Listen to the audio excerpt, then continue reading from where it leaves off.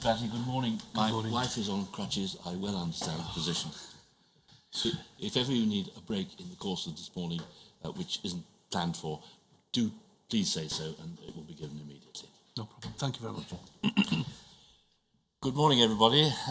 This is the resumed evidential hearing in Tranche 3, at the beginning of Part 2 of that resumed hearing. It is going to be broadcast over the airwaves, but only after a 10-minute delay since the event occurring in the hearing. Those with mobile devices may use them to transmit what they hear in the proceedings to the outside world, but only after 10 minutes have elapsed since the event that they're describing.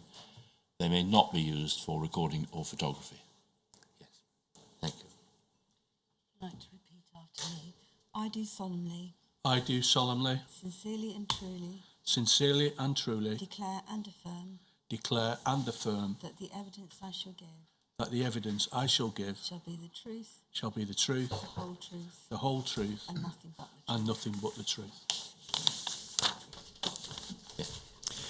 Mr. Batty, thank you very much for attending to assist the inquiry with your evidence today. My questions are intended to be short and simple, but if you have any difficulty understanding them and you'd like me to repeat or rephrase the question, please do ask.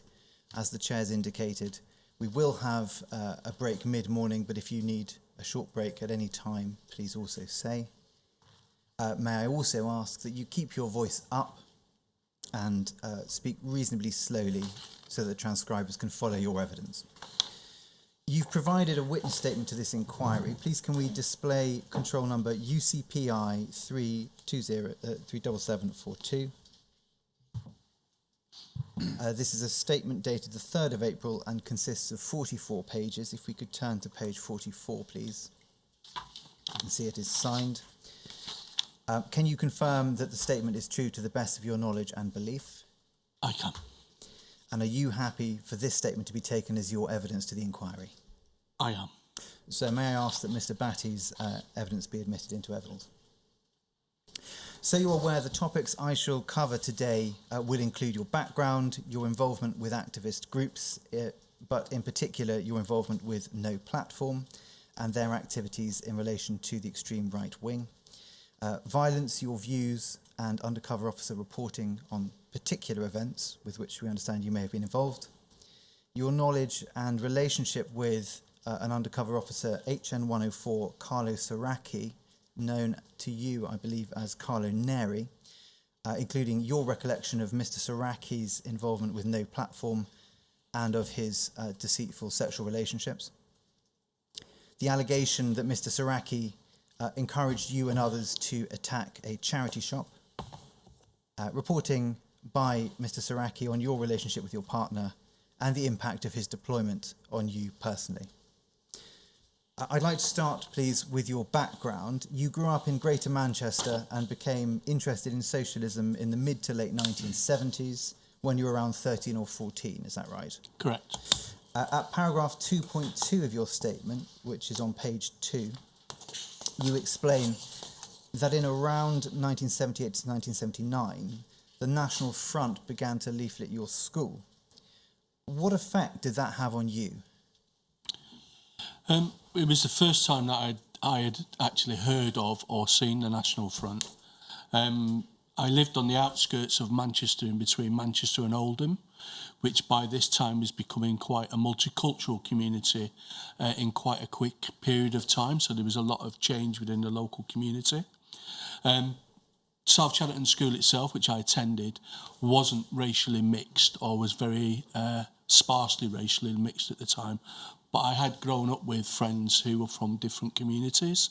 So for me to see a section of my school being targeted by, to be honest, men with skinheads and boots, because that's how the National Front presented themselves at the time, was a little bit terrifying, to be honest. So myself and some of my colleagues decided that we would try to leaflet ourselves at the gates to make sure that our community felt that it was protected by people who were there.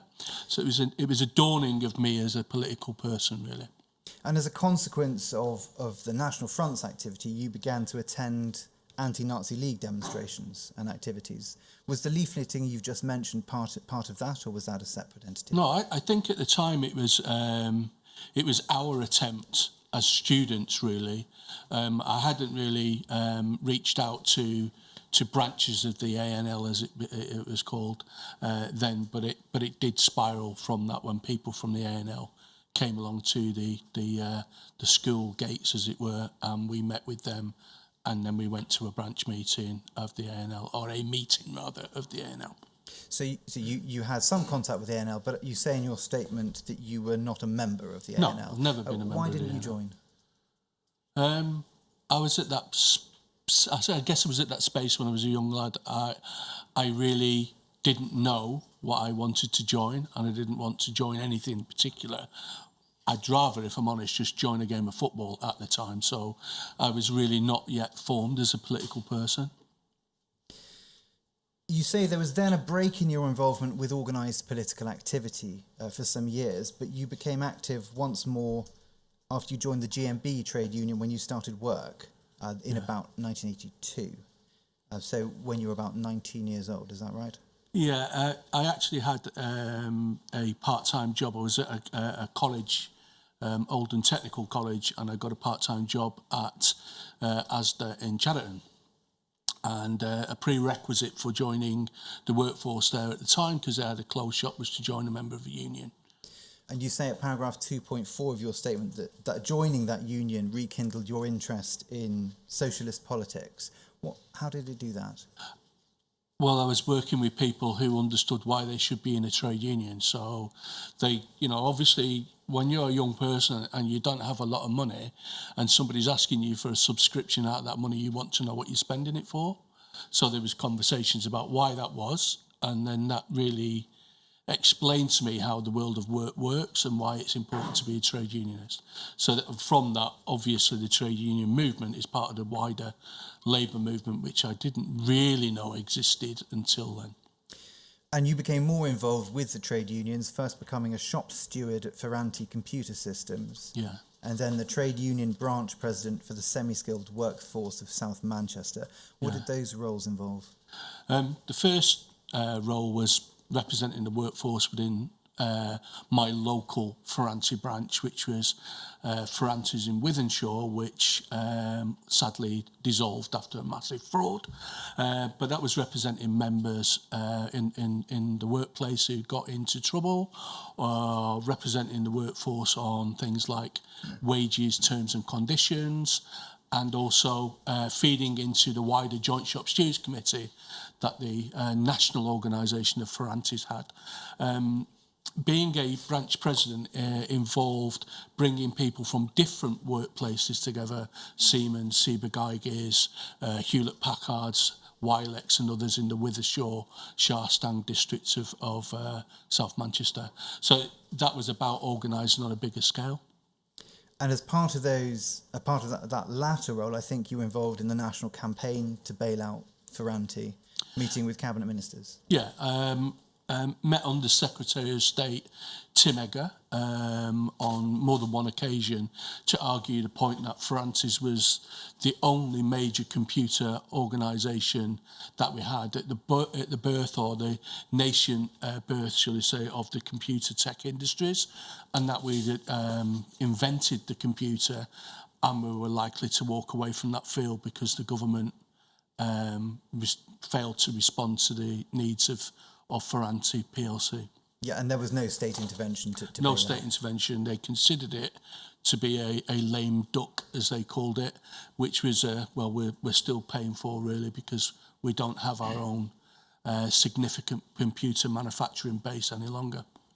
Now, in 1989, you won a scholarship to study at Ruskin College in Oxford. While at Ruskin College, you became a member of the college's Labour Club. And I understand you were active in campaigns at the university and in the city of Oxford. Yeah. What form did that involvement take? It was mainly, to be honest, it was representing students within the faculty at Ruskin College, but it was mainly external. So it was working with workers at Cowley, the Cowley factory, which was then British Leyland, who were in danger of losing their jobs. Took part in a survey of workforce to try and find a different solution to what was happening at the Cowley plant. Because we were in danger of losing, again, there seems to be a theme, an indigenous British car manufacturing base. And of course, Cowley was famous for car making, the Mini, etc. Then in 1991, you left Oxford to study for a degree in British labour history and modern British politics at the University of Kent. Am I right that it was at the University of Kent that you first met Dan Gilman? Yes, correct. And I understand that you were in the University of Kent Labour Club together, Yeah. and that together you built up the membership of the club. How did you do that? By holding meetings that were interesting for people to attend.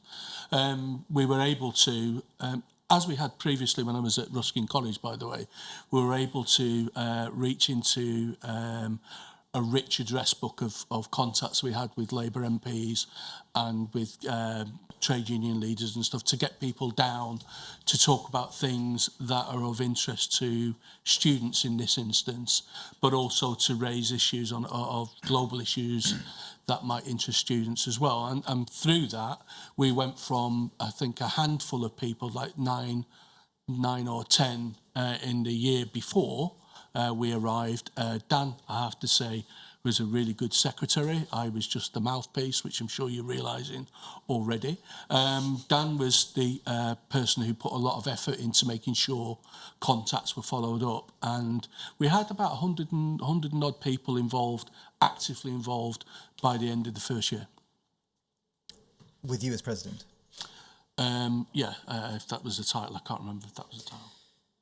Is it right that you attended the demonstration at Welling with the Labour Club? Yeah, it is, yeah. And that's the large-scale demonstration on the 16th of October 1983, was it? Yes. We've heard a lot of evidence already about Welling, so I don't want to go into it in particular detail, but what was your involvement at Welling? Okay, so the Labour Club laid on at least one coach, it may have been two coaches from the University of Kent, filled with students who wanted to attend the demonstration. It was a cross-section of the community. We had blind students, we had people who were with different disabilities, we had a large section of the women's group there. So it was quite a diverse group that we took along to Welling. Myself and Dan and other comrades, as it were, then of the socialist movement, and also of CAFAC, which we formed a little bit earlier with members of the Socialist Party, which was then known as Militant Labour, I believe. We were there to steward that demonstration from the student point of view. So we were there to make sure that the people who we'd invited along to that demonstration were looked after and were safe and secure in what turned out to be quite a large demonstration, about 50,000 plus on it. And what form did your stewarding on that day take? Really, it took the shape of keeping people together, making sure that people were safe, ensuring that if there was any pushes in the crowd, that the people at the front of the demonstration and at the side of the demonstration were linking arms, because by linking arms that creates a buffer against people being pushed over, which sadly we needed, because of course it did turn out to be quite violent at the front when I can't say, but I think the police attacked the front of the demonstration for whatever reason. That has ramifications for a big demonstration further down the line as ripples take place from people who are recoiling from the assault. And do I take it from that answer that you were further down the demonstration? We were probably a third back. We were actually at the side of the cemetery, if anybody knows the geography. And because of the sheer weight of numbers pushed back, incidentally, the cemetery wall collapsed. I don't know if anybody's mentioned that. And that was a really quite a dangerous moment for the people who were there. Thank you very much. Paragraph 2.12 of your statement, about halfway through the paragraph, you say this: It was at this time I became a militant supporter, and during this period, along with local activists, we set up Kent Anti-Fascist Action Committee, CAFAC. This was a loose federation of socialists and trade unionists across the Kent area who were interested in campaigning against the rise of the National Front, and in particular the growth of the British National Party in the Kent area. Right. So obviously that's during your time at the University of Kent. Yes.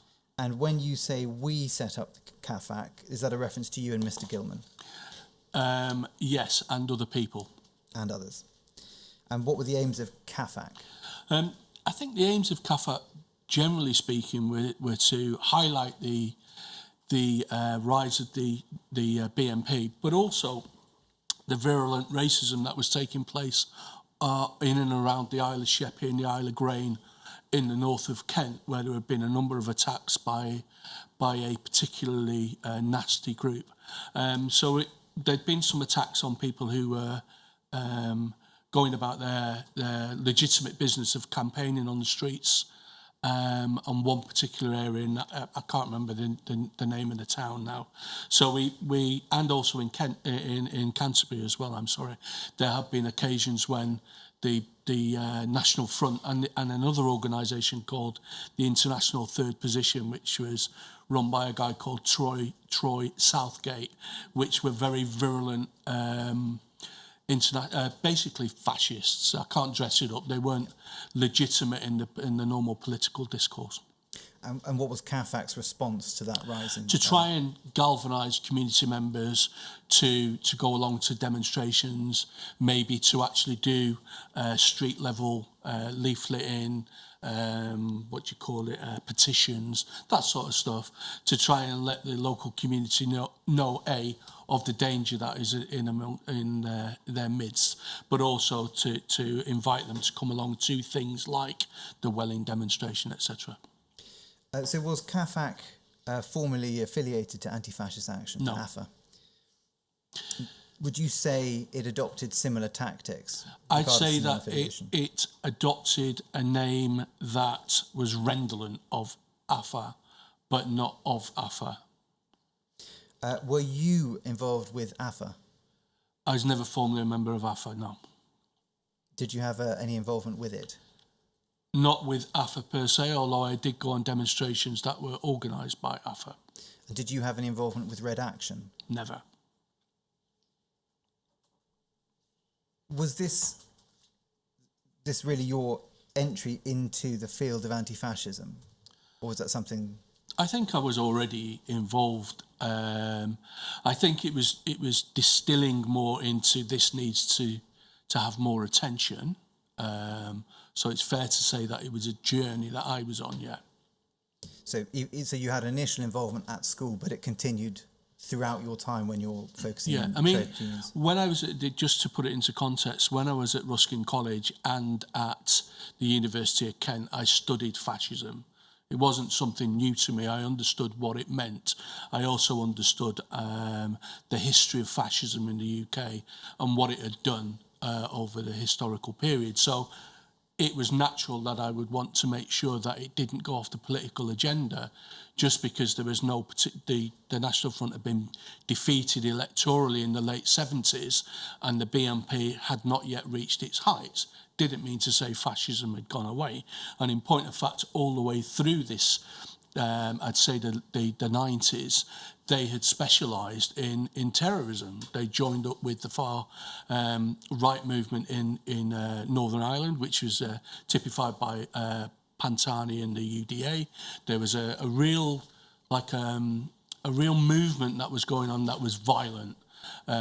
Obviously, Charlie Sargent and the lights from C18 were still operating, had not yet been sent down for murder. So, and the bombing hadn't happened at Brick Lane and Soho and the rest. So it was there. It was there.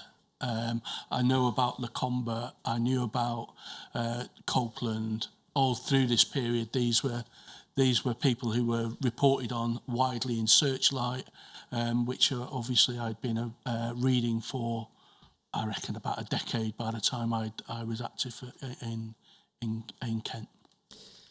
Now, in 1993, you began working in the homelessness sector, first in Cheltenham and then later in London. Yeah. During this time, you continued your involvement with the trades union movement, and also became involved with Youth Against Racism in Europe, YRE. What did your what level of participation did you have with YRE? Firstly, I was never a member of YRA. I was interested in the wider lessons of how we can organise around defeating racism and fascism where it raised its head. I joined in activities with YRE, generally speaking, as a steward, which I'm sure we'll discuss, but also on occasion as a member of a demonstration. And I think in your statement at paragraph 219, you also refer to street stalls.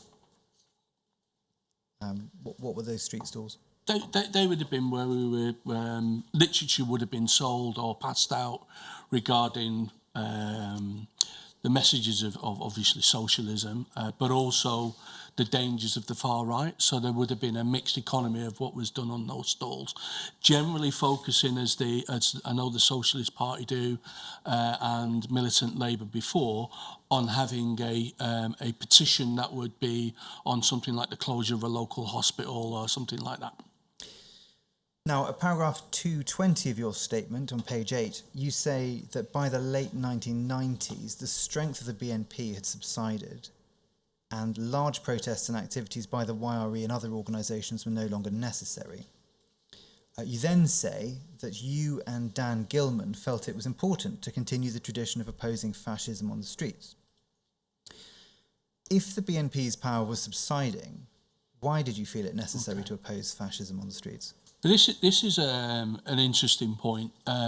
Socialist parties in general, not just the Socialist Party, and trade unions, they have limited resources and endlessly funding campaigns against what would be smaller activities by the far right is not seen as effective. But myself and Dan and others recognise that history tells us that when the far right is no longer successful electorally, it retrenches to violence. And you know, I hate to say I'm right, but that's literally what they did with the bombings that Copeland and his cohort, because I don't believe he acted alone, Copeland and his cohort were involved in. They were deciding, and C18, they were deciding that violence pays. And if you look at the leadership of the BNP, all of them have been arrested and charged with violence at one time or another. So effectively, when the issue of anti-fascism shifts down the policy agenda for the larger, more established parties, there was a need for smaller sort of specialist interest groups. I don't want to say that's the case. What I'm saying is, we recognise that there was a hole in the analysis, and the analysis is when the BNP and the political side of the parties stop operating, the violence starts, and we don't want that visiting on communities. So it wasn't that we saw that the parties weren't doing anything, we just knew we had to do something. Now, you explain in your statement that in approximately 1998 or 1999, you and others formed No Platform. You say at paragraph 2.21 that it was drawn from a wide variety of left-wing organisations. From where did No Platform draw its participants? First of all, I think we need to be clear that No Platform wasn't a card-carrying organisation. It was a bit like a rolling mall, if you forgive me with my rugby analogy. It was people joined and left when they had time to be involved. So there were about a dozen people or so who may have been the mainstays of it, but it really wasn't. It wasn't a static organisation with cards and the Constitution. So we drew from people who were interested in being involved on one thing and one thing only, and that was stopping the far right having control of communities and the streets. But what were the sort of backgrounds of the people that would come and bind onto your rolling wall? Socialists, communists, anarchists, Labour Party members, Green Party members, trade unionists, school teachers, doctors, whoever wanted to be involved, basically, who focused on this. I can't tell you who the doctors are, by the way. But a very broad that's membership. what I'm trying to say. Thank you.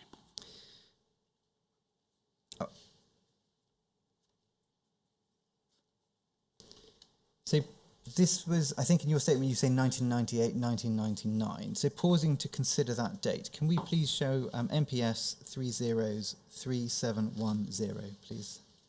That is in Mr. Saraki's bundle at tab C2. I'll just leave this up for a minute because you may not have seen this, Mr. Batty.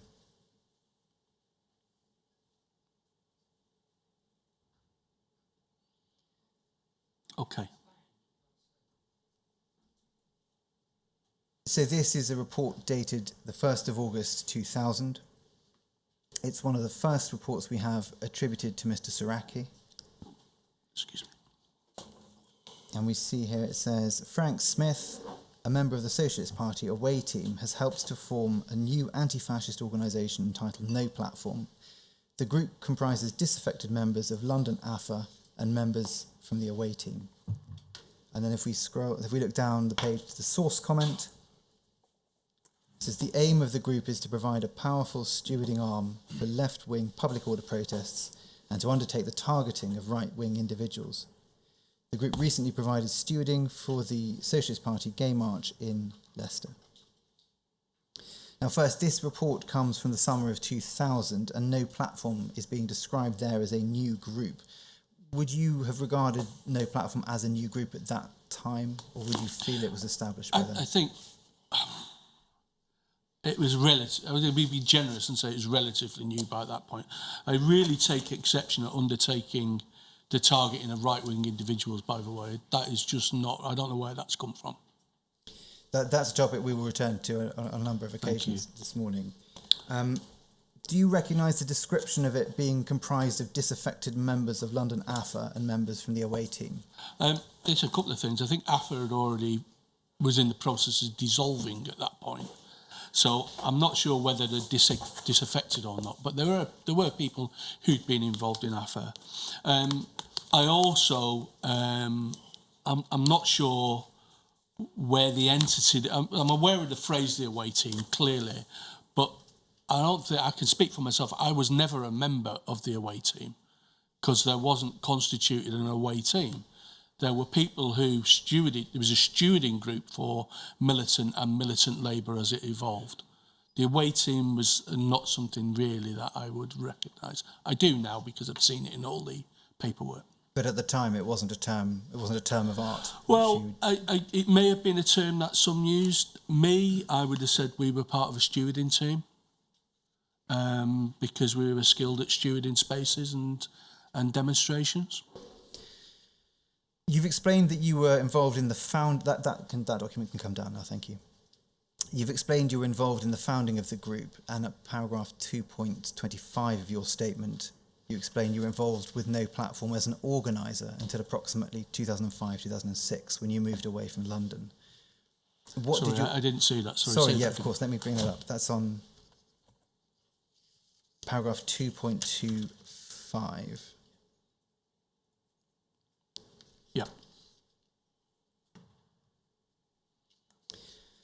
Yeah. What did the role of organiser require of you? I think organising would be acting on our own intelligence that we might get regarding there was a demonstration coming up, there are elections coming up, so responding to events and ensuring that if we were going to do something that we'd have people there. So do I take it from that answer that it involved deciding which events that No Platform would I attend? don't think we would have done it individually. I wouldn't have said we should do this. A couple of us would have talked about it and said, do you think it's worthwhile doing this? So generally those sorts of activities would have been leafleting or occupying a space, which I'm sure is something that you will come back to later. So organising in that way would have been contacting people generally by telephone, because we didn't have smartphones as we have now, or email, etc. And that was effectively almost by an executive committee, was it? A small group of organisers? I think there was a group of discussions? people who trusted each other and who'd worked with each other by the time that we're talking about for a number of years, yeah. And did the group have regular meetings, or were they... I would say we met semi-regularly when events were occurring. I don't think we sat down and we didn't sit down with an agenda and say this week we're going to talk about X, Y and Z. It was when something was happening, like for example, the Bush demonstrations or whatever demonstration, of which there were an awful lot during this period of time. We would have met up to discuss that for sure. And when you say we met up, again, is that a sort of an executive committee or a smaller organising group, or the wider organisation would come Whoever together? wanted to come along to the meeting. In terms of others involved as organisers, there's you, Mr. Gilman. At the time, I think it's fair to say, Dan, was it? Frank Smith. Well, it's a matter of record, so yeah, of course. And Mario, if you want to check your cipher list. It's the person we're calling Mario. To an extent, yeah. Alfred. I wouldn't have said he was an organiser, no. And Fawzia. No. If we could bring up Mr. Saraki's witness statement, please, which is UCPI 35550, paragraph 243.1, which is on pages 109 to 110.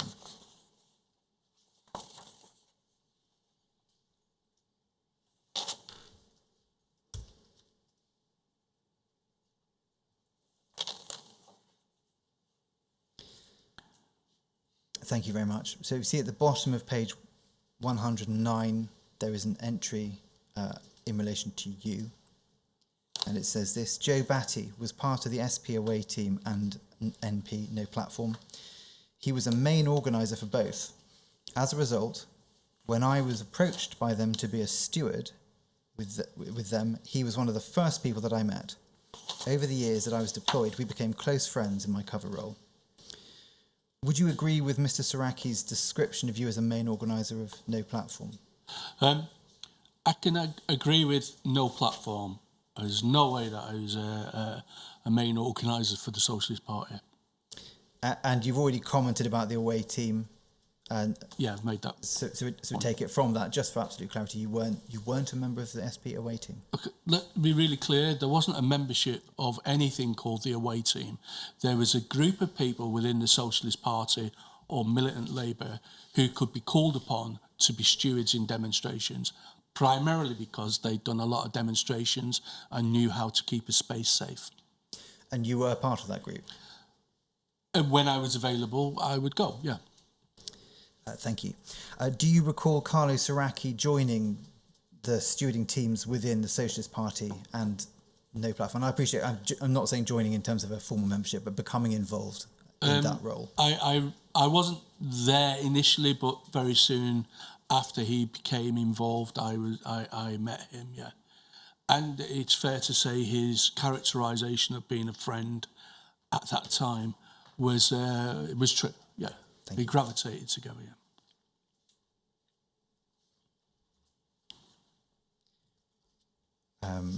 But again, and you've already touched on this, that you were certainly not a main organiser of the Socialist Party stewards. No. Do you recall when you first became involved with stewarding for the Socialist Party?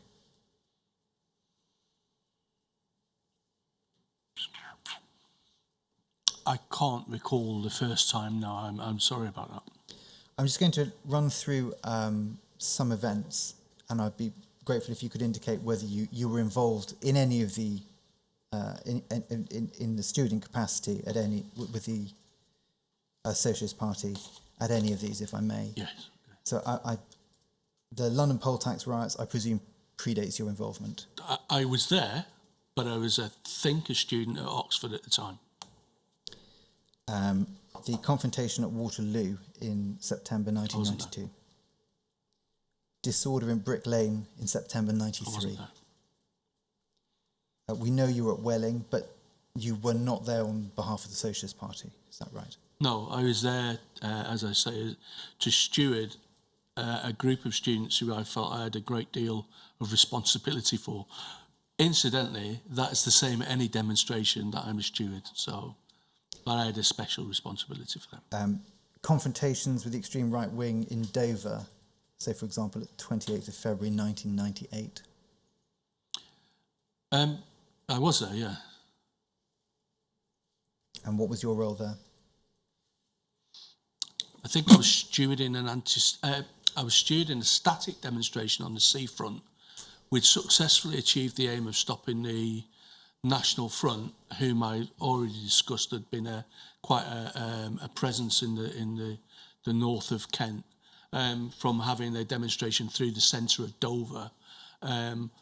At the time, I think, again, that was an issue about people who were being kept in Dover, not the kind of asylum situation we see now, but it was kind of a nascent period where people were being moved into that area because it was a low rent area, and the National Front saw it as a dividing tactic. So we stopped them marching through the centre of town. That was the whole purpose. They ended up having a static demonstration in a car park. And I think there was a confrontation between the demonstrators and the National Front. Were you part of that? No, I remember there was a robust piece of policing along the seafront where they were being a bit indiscriminate in their attacking of members of the people who were demonstrating. I don't recall having a fight with the National Front. It's possible, but I don't recall it. I only recall the police actions on that day. And then the final event I wanted to ask about your stewarding at was the Stop the City demonstration in 2000, N30. Yeah, I was there, and I was stewarding a contingent of people who we knew who wanted to go along to it because of the nature of the demonstration. And were you involved in any disorder on that day? Can I just put it into context? I was working in the City of London at the time, so I was not hell-bent on having a riot in the city because I would have lost my job. So, and incidentally, that enabled me to get away from the trouble scene because I had a pass and the police just let me move through. In fact, I went into the bank later, so... Would you say your involvement with No Platform changed over time?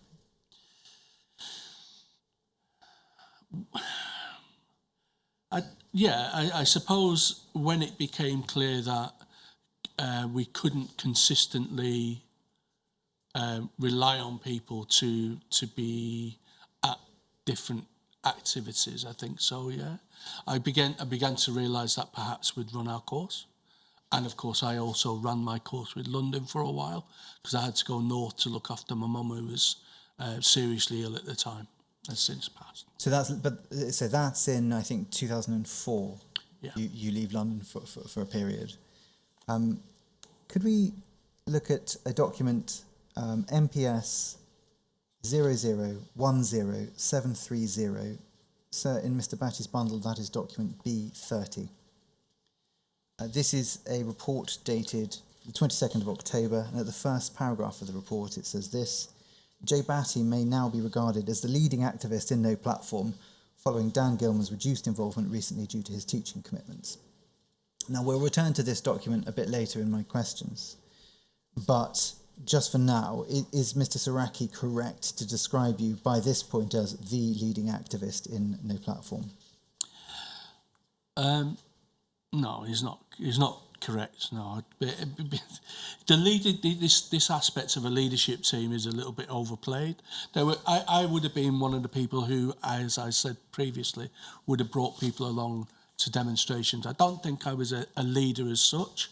There was no leadership structure, but there were consistent people, and I had been a consistent person. So yes, and just can I just read this section? You can read it. We will come back to look at it in a bit more detail later on. Okay. By all means, take a minute if there's something you want to look at from the passage that's highlighted. I mean, the whole premise, I don't know where he's got this from. There may have been a discussion that Dan had left or was leaving for reasons that have been outlined elsewhere. But the idea that, I mean, yes, we were frustrated because the police quite clearly were spying on us and ahead of whatever activities we were likely to do. That's axiomatic, I guess, at this point. But the idea that we take the organisation underground, like with the Bader-Meinhof gang, I'm not quite sure where that's coming from. I would say that was a scurrilous attack on us to say that we'd go to right-wingers and their property, but actually it's just an outright lie. Yeah. If I could just park that for a moment. I'm going to come to that in a few minutes, if we may.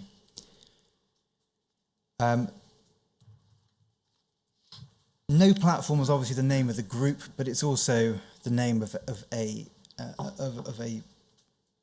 school of thought, effectively, in relation to anti-fascist activity.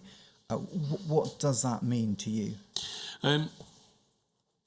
Because both Dan and I had studied fascism, I know Dan did when he was at university as well. No Platform as a strategy was to deny the far-right legitimacy by allowing them to speak on public platforms in particular, but also to allowing them to become part of the regular discourse. So effectively preventing them from even expressing views as another form of political party would be allowed to do. You're saying it's so abhorrent, it's not entitled to do that. That pivots on whether or not you think fascists have a legitimate point of view. We know where we are today, and we see the lessons of not dealing with the far right, and so we kept hold of that as a principle. Yes, we would, but since the internet's come along, that as a strategy is no longer tenable. But for example, you would stop them using public spaces. You would stop them associating. Well, I mean, for example, we would try to, particularly by telephone calls, close down gigs that were supporting the economy of the far right. We would occupy spaces where, because they knew that they couldn't operate openly, the fascists themselves were underground, if you want to talk about underground organisations. So redirection points, which is places where people would be told where to go to because they couldn't hold a public meeting because they were talking about conducting genocide or defending the Third Reich or something. So we would occupy that space legitimately because those people being in that area was a clear and present threat to local communities. So that's why we would do it. So let's look at the disruption of redirection points. Paragraph 2.23 of your statement, you describe the activities of No Platform. Just wait for that to come up, if I may. That's on page 9 of the statement. Thank you. You say this: the activities of No Platform involve mainly causing disruption around redirection points. This is where the far right used to organise for people to rendezvous at a certain place to be then told where they were going to go for a meeting. Usually this entailed occupying the spot and making it uncomfortable for the far right to redirect their members to the real meeting place. By extension, the police would be concerned by this, and so a situation was created where the police would have to clear the area where the redirection point was. As a result, this would disrupt the organisation of the BNP National Front. So how does that tactic of disrupting the far-right redirection point work in practice? So, for example, if people were told to meet a person or a group of people at a tube station entrance, they would then be told where to go next. This was, in effect, redolent of the techniques used by the clubbing scene, you know, from during raves. So they'd go to somewhere, be told to somewhere to go for the meeting that was actually going to happen. So by occupying the spaces, it meant that people who wanted to get redirected would be put off from doing that at that time. In actual fact, it was a real result if the police then came and cleared the area, because none of us wanted to be involved in any confrontation physically. So I want to make that really clear. The tactic was to cut that off at source. And in point of fact, by doing that, the BNP in particular was severely hampered in East London for about 8 years. So they were not able to organise. It was only when we vacated that space, if I can be honest, the BNP got traction in Barking and Dagenham, which led to them getting control virtually of the council, or one day away from doing so. How would you find out where these points would be, given you mentioned the far right being underground?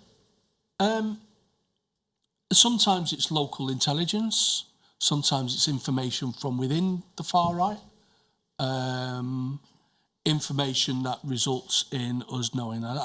I'm happy to expand. Sometimes that information would come from people like Searchlight. Sometimes, not often, but sometimes. And that intelligence would have been from people who they had within the far right. A technique which I'm sure the Metropolitan Police are very pleased about, because it stopped the potential murder of an MP and a police officer in a later iteration of National Action. And you consider it was a successful approach to disrupting these? It was, this yeah. redirection It point? was, yeah. And when you say in that paragraph we can see that no platform caused disruption around the redirection points, how was that disruption caused? Generally because the far right wouldn't want us there. So generally speaking, it would have been handbags at paces. There'd be a lot of shouting that would then probably alert BTP. They have their cameras and stuff, and then the regular police had come and nobody was hurt, but the objective was achieved. So shouting and name calling, possibly, yeah, precipitating a police intervention of some sort. Generally speaking, yeah. But did this typically involve violence or physical confrontations? No. Did it ever involve violence or physical confrontations? Not to my recollection, but I'm sure that on occasion it may have happened, but it wouldn't have been instigated by us, because it's of no objective gain to us for there to be fighting in a community that we're hoping to defend. It doesn't give the right message. The right message is they shall not pass. That's what we try to do. No passaran, if you like, a historically accepted way of dealing with fascism. But we weren't involved in pitch battles with them. So no, that's the picture that's trying to be painted. It's not the picture that happened.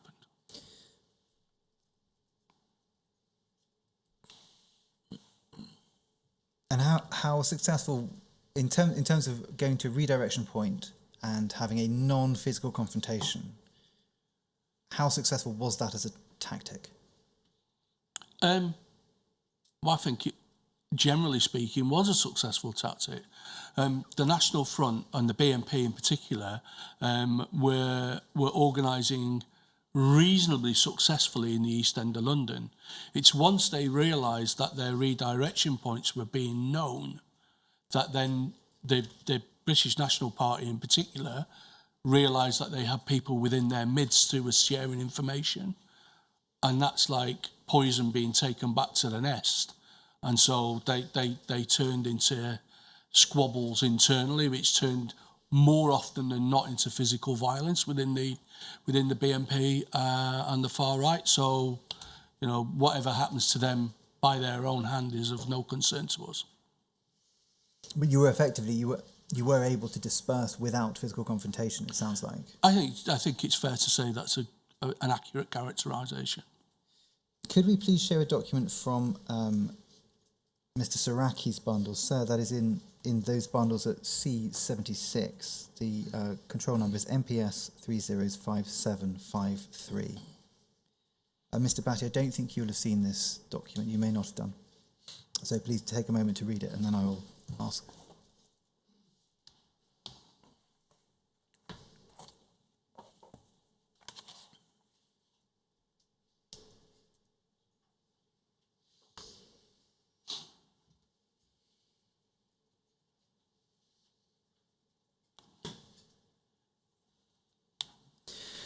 So this is an intelligence report dated the 20th of April 2001 in relation to an anti-fascist counter-demonstration which seemed to have taken place a few days before on the 14th of April 2001. At the second paragraph, which we can see, it says this: the main NP purpose was to attack the NF as they met in central London.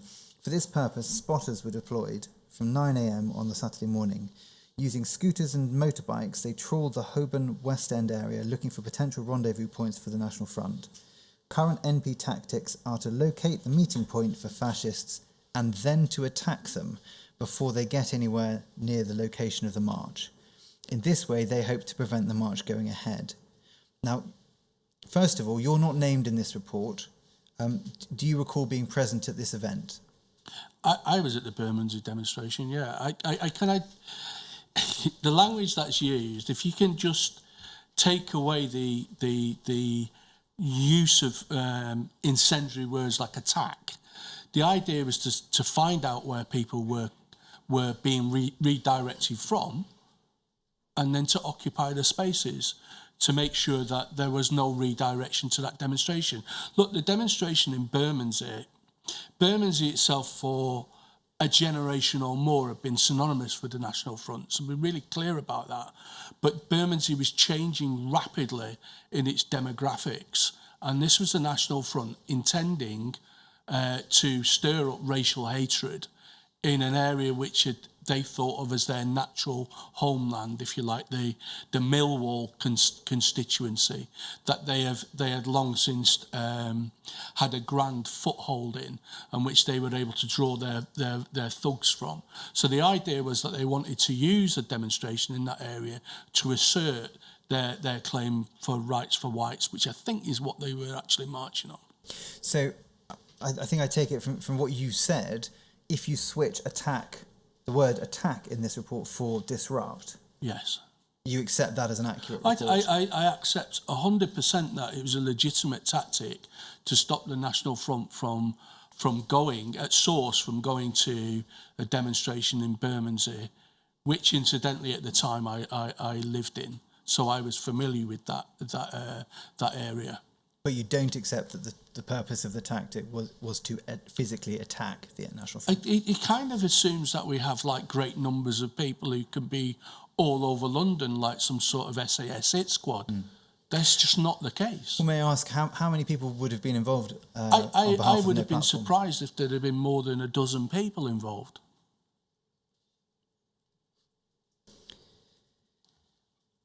And if we could then move back to your witness statement, please, at paragraph 2.26, Roman 5 on page 9, to get a sense of scale of what No Platform was doing.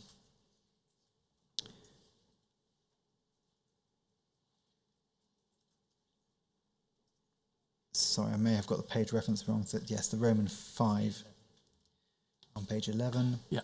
Of the 30 events that No Platform activists were involved in, approximately 12 involved actually undermining BNP National Front redirection points.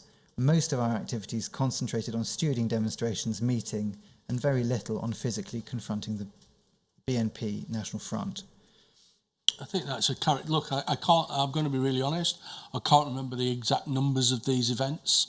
So I think when I wrote this was recalling over that period. But I recognise that statement. Obviously, I made it. But looking to your recollection, your recollection is 30 events, what, over your entire involvement with No Platform? I think so, yeah. I mean, don't forget, I wasn't involved in every single event. I mean, it's, it would be madness to suggest I was, so, no. Yes. I mean, you refer here to the 30 events that no platform activists were involved with it. And so That that sort I of knew of, suggests that's the total, the No, global number. look at it. Maybe you can take that a little bit with a pinch of salt because I don't know the exact number. Noted. I also don't know whether 12 is exactly right for the redirection points. That was me thinking back 25, 30 years or whatever it is. Of course, we only expect you to do your best. Thank you. Before we leave this, obviously it does say, you have said in your statement that your activities concentrated on certain activities and very little on physically confronting the BNP National Front.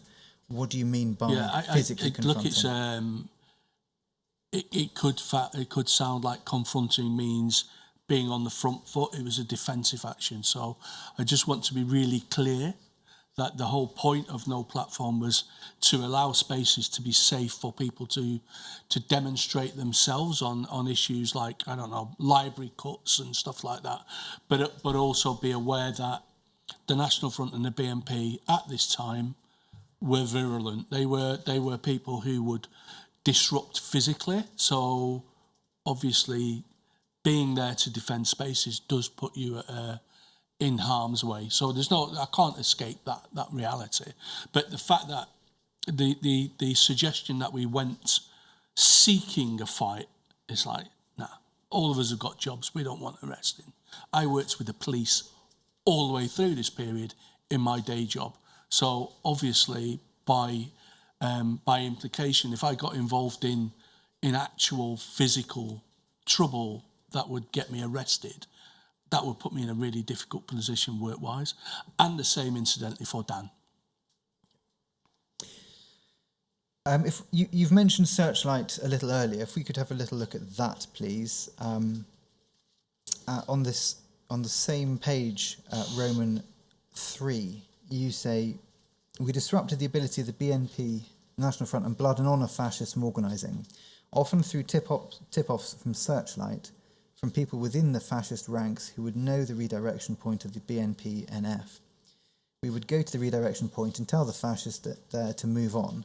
This would very rarely involve violence of any sort, however, it did sometimes happen, but it was infrequent. So the type of information that would be received from Searchlight, what would that be? It would usually be pinpointing areas where the fascists would be targeting. So, there is going to be a meeting in, I don't know, a meeting in a pub somewhere to discuss the tactics of the BNP or the National Front, and we would find out about it and we'd try and disrupt it by being at that space. I mean, I've explained it ad nauseum already, but occupying a space, because by doing that, it stopped people going to the meeting, made the meeting a failure. The people in the meeting who would organise the meeting want to know why a certain amount of people hadn't turned up, and then they would look internally as to what the information was that was getting out to Searchlight and others. And Searchlight, of course, would write about it. So they would acknowledge that they were the people. They wouldn't say, we told no platform. They would just report that redirection point had been disrupted and that the meeting had been a failure, and that had come from information from within that organisation. So aside from details of redirection points, would you receive information about individuals from Searchlight? Possibly people... I don't recall this, but if we did, it would be about people who are likely to cause trouble, as in people who are noted for physical violence. And the idea of that would be purely defensive. So if we did see them, we would be aware that they were likely to cause trouble. Please could we show MPS 309903. So this is B23 in Mr. Batty's bundle. This is a report dated the 20th of August 2002, and it refers to you and Frank Smith being representatives of No Platform in meetings with Searchlight following Dan Gilman stepping back. Did you become the No Platform representative to meet Searchlight? I can't say whether Frank was, but I already had a relationship with Nick, so Nick would have picked the phone up and speak to me. I may have sometimes met with Nick socially, and during which time he would give me a full and frank account of what was going on within the far right. So it is true, but then again, Nick didn't hold back what was going on from the far right because he wrote it in Searchlight and later Hope Not Hate Journal. So I was just getting the more fruity versions of what was actually happening. Now this sort of paints a picture of a sort of a formal delegation, but that sounds from what your evidence is much less It was formal. very much ad hoc. And how often would you meet Searchlight for this sort of information? Sporadically. I think if I said like 3 times in a year, that would be a lot. Please could we show MPS 2010590? So this is B27. This is a report dated the 8th of October 2002 and documents Nick Lowles from Searchlight informing you no platform of a scheduled BNP meeting. If we look at the source comment,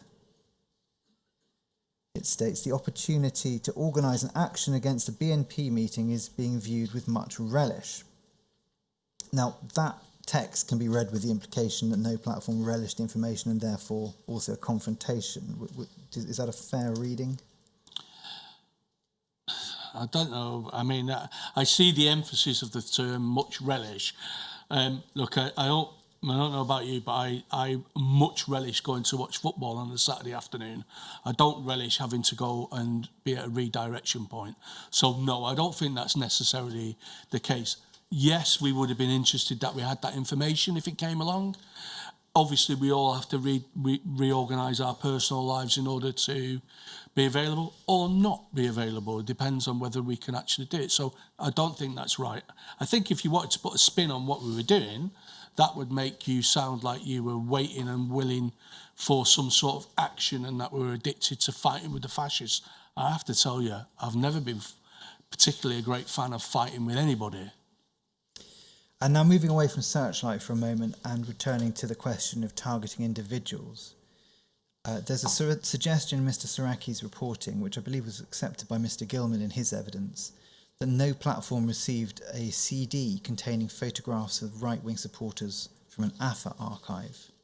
We don't need to show it up, but so the reference for your note is MPS 305537.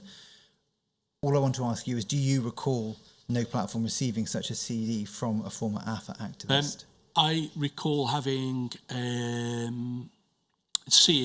not having, because I want to be really clear, seeing approximately 6 faces of people who were involved in the far right, who were extremely violent and who wanted to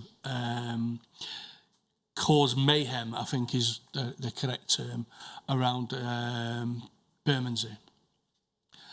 That was what that was about. So what was the information used for by no platform in that I graph, think, if you saw it?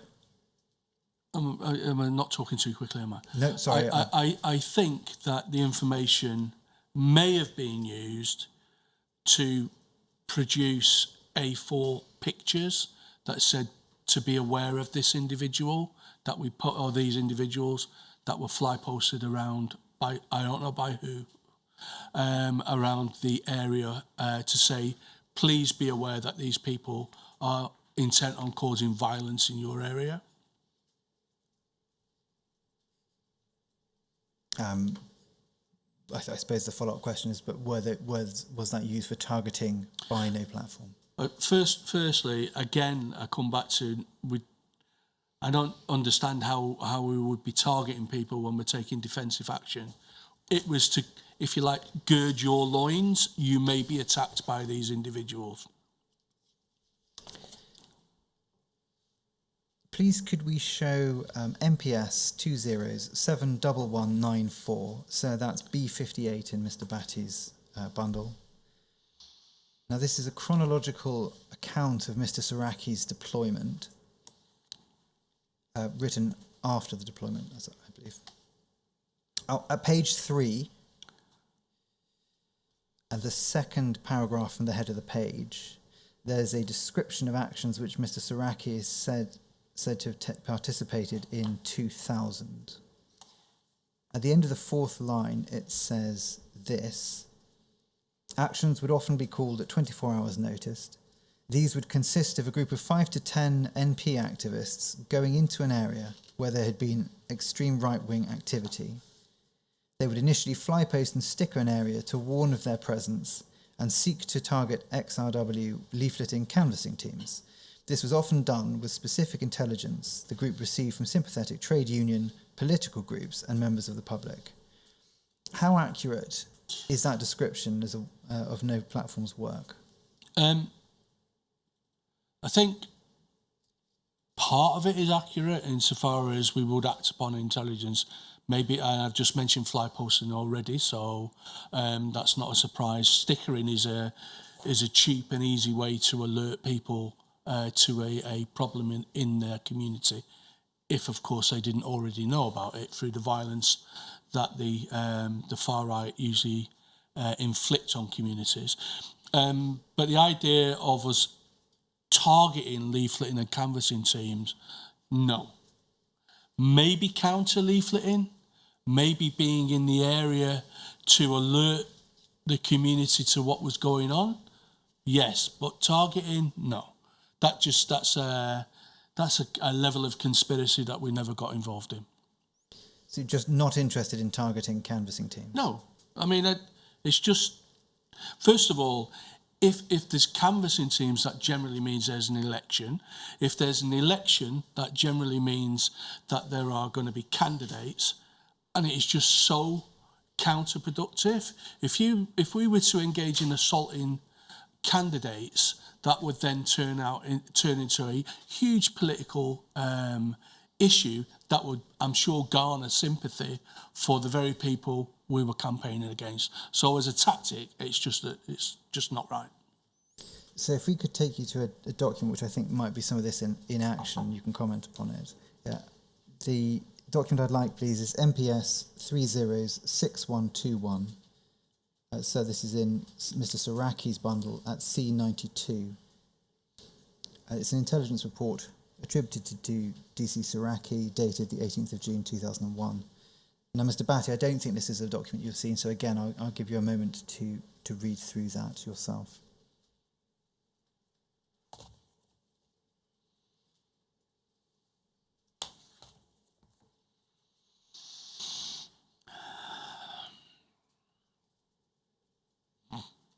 Now, this appears to be a sort of a more specific comment on the action that you've already described from the chronological summary,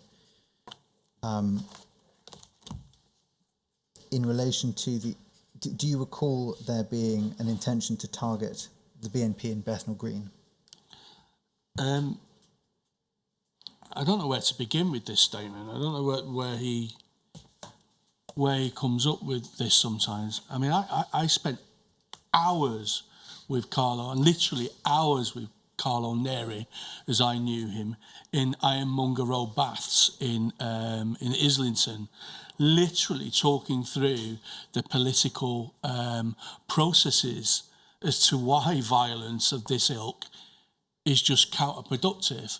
So I don't understand why he keeps revisiting the idea that somehow we were nefariously targeting people or intending to target people at their own homes or in their places where they would be most vulnerable. The legitimate process, which I've said time and time again now, is occupying spaces for a defensive purpose to enable the community to feel safe and to enable us to feel safe about going about our business. The idea that we would knock on the door of political enemies, which incidentally is a technique that's been used by Tommy Robinson, who self-styles himself as a politician, is anathema. The very idea that you would invite violence back to your own homes, because if you start that on that direction of travel, then you have to expect that somebody will come and knock on your own door and on your own families' door and put them at risk. So no, that is not a technique that we would ever use. And I'm surprised that Carlo even drew that that conclusion, because speaking in the steam baths, we talked about the idea of violence, which he raised himself on a number of occasions, specifically with this legend that he'd been involved with the Red Brigades, which will come up later on, I'm quite sure. And I told him then that that was not something that the socialist movement in general in this country has ever engaged in. So no, it's just wrong. And then finally, before we leave this document, I take it from that you don't agree that no platform was seeking to adopt the type of tactics used by AFA. There's two things I can say about that. Firstly, AFA was a much, much bigger organisation, and also they had a different agenda. Our agenda was mainly, as I've said, to defend demonstrations and marches, but also to disrupt. I don't know what AFA's tactics is referring to there. There have been some big events that I'm sure have been covered elsewhere, but I was never involved in it. We were never involved in it, and we weren't about to replicate it. Thank you.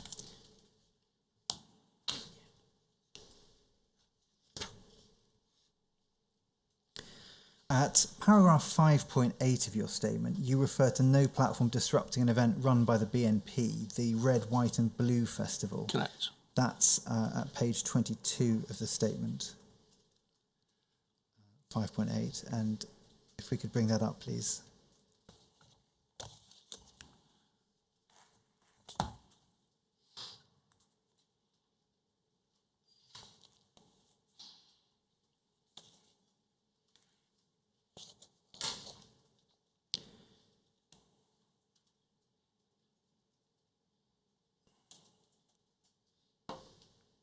Thank you very much. You say, the Red, White and Blue Festival is explicitly a neo-Nazi gathering rooted in the fascist ideology of blood and soil, a direct reference to Nazi Germany. The objective of disrupting this festival was to create an environment where attendees would no longer feel comfortable participating in such an event. The failure to effectively challenge gatherings of this nature ultimately contributed to the rise of organisations like National Action, which was later proscribed in the 2010s. How would no platform disrupt pitched events like this? By, in effect, picketing the gates and entrances where people would gather to go in. Look, I want to be really clear about this. The idea that it was a garden party on a farm is for the birds. This was a political indoctrination school, following on very much from the stuff that was going on in Germany in the 1990s as well, which was the idea that we could bring back some sort of halcyon days of Nazification, where they would basically invite families along, to families, by the way, who were already involved in the far right. This wasn't members of the Welsh Pool community, which is where the local community was. It was on Nick Griffin's farm. I'm well aware of how it looks, but the idea was that this was to say to people, we're watching you, we know what you're about, and this kind of activity won't fly in this country.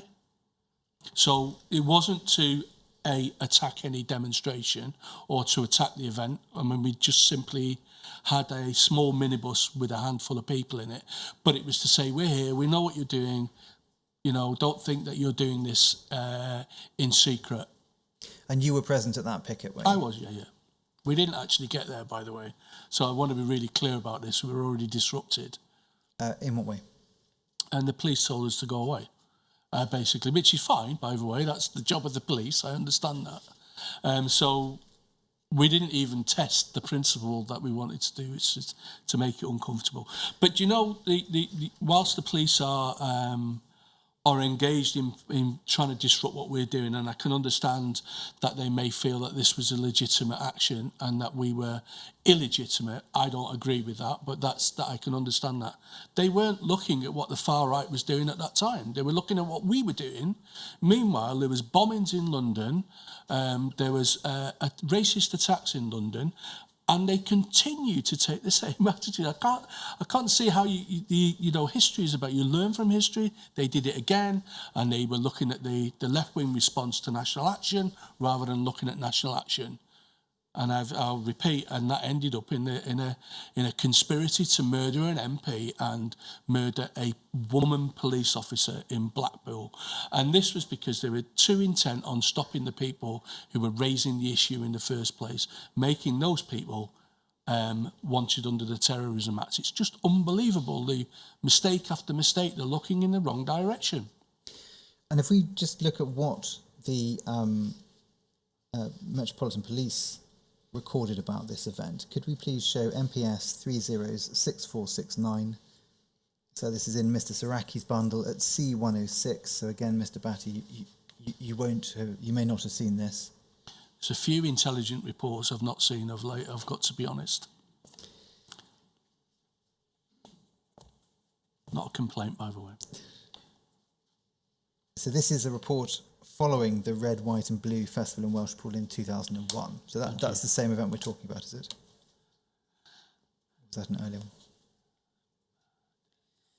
This document is undated on its face, but from its metadata, we understand it to be dated the 13th of August 2001. And it describes No Platform's activity that weekend in this way. No Platform activists attended the Welshpool area on the weekend of the 11th and 12th of August in an attempt to disrupt, attack the annual BNP summer camp. Approximately 40 activists from the London, Yorkshire and Notts sections participated in proceedings. Tactics involved teams of spotters out in vehicles looking for likely targets or possible means of entry into the summer camp. All possibilities were thwarted by a heavy uniformed police presence on Saturday, which prevented any large groups of NP activists entering Welshpool. Now, that's quite a different description of what No Platform intended to do to what you've just explained, isn't it? It is a different spin on it. I'm absolutely honest. As I recall, Carl O'Neary wasn't there, so I'm not sure where he got his information from. But what I will say is, I still thought there was one minibus, so I don't recall where all these other people were.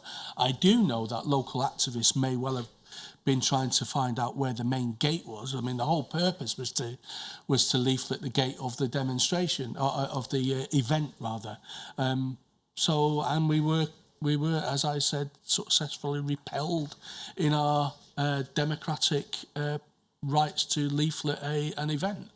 And so we were sent home packing. I don't recognise anything about clearly giving leaflets out to any crowd because we didn't get there. So I'm not sure where that... It's a fabrication, basically, based on a modicum of truth. So when we look perhaps at the comment at the foot of that page where it says there was much frustration amongst the NP activists at being unable to get amongst the BNP at this event, the heavy police presence over the weekend totally frustrated the NP plans and has caused leading lights within the organisation to once again discuss tactics for future events. Yeah. So the word "get amongst" or the phrase "get amongst" doing a lot of heavy lifting there, because that's drawing the conclusion that we wanted to somehow be involved in a pitched battle with the BNP. Can't be really clear about this. The BNP at the time were given security by Combat 18. Do you really think a handful of people from London were going to take a pitched battle to the BNP on their own ground with an unknown amount of people from Combat 18 there in security? It's just for the birds. This is one of those things where maybe if you want to report something that legitimises your wages and your overtime, this is one of those reports. So it's a modicum of truth twisted. So it's slightly early. I'm about to start a new area. I don't know whether you want to rise for the morning break now, or would you like to keep going for another 10 minutes? No, it's certainly sensible if you're switching topics Slight to change of break tack. rather than earlier, rather than later. We have a break now for 15 minutes, unless you want longer. But I'm fine. I'm in the flow. I'm fine. You're doing fine so far. Okay.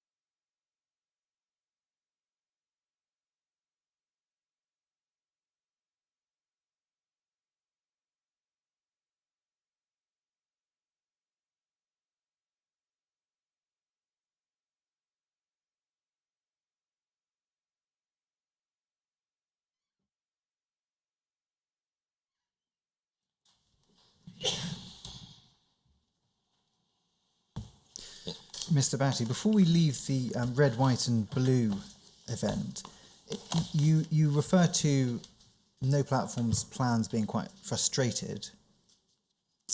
Do you recall whether there was any damage to property done at that event? No. I don't. So as you far as don't I'm recall, aware, there or was there wasn't? No, it certainly wasn't by people that I was with. So, no is the answer to that. Thank you. I'd like to look at the first time that you met Carlo Saracchi. The first reports we have from Mr. Saracchi where you're mentioned date from December 2000 and your full name first appears in January 2001. Can you recall when you first met Mr. Saracchi?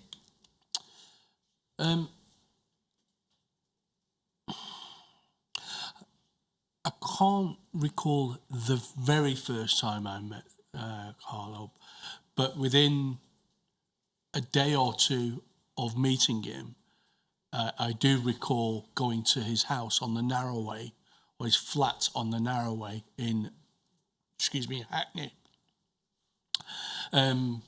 because he professed to be a cyclist, and we bonded over cycling because I still remain a keen cycling fan. So I think he found something that we were both interested in. He had a bike on a turbo trainer. That was it. That's all I can recall. Yeah. And the fact that he made his own grapper as well, which he gave us some of straight away. Yeah. So. If we have a look at the chronological account of Mr. Saracchi's deployment, that's MPS 2071194. So that's B58. And at page 1, please.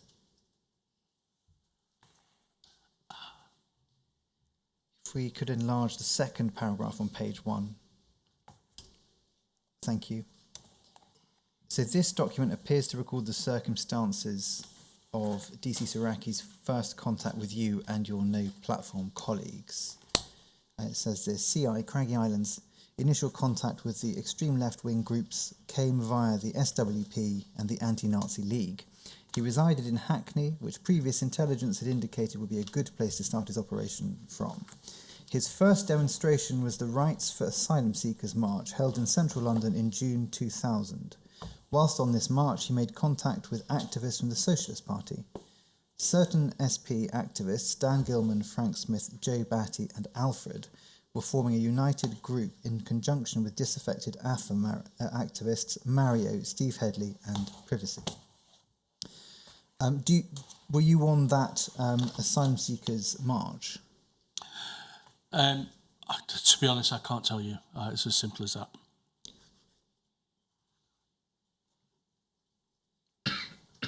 How soon after meeting Mr. Saracchi, when you did meet him, did he become involved with the work of No Platform?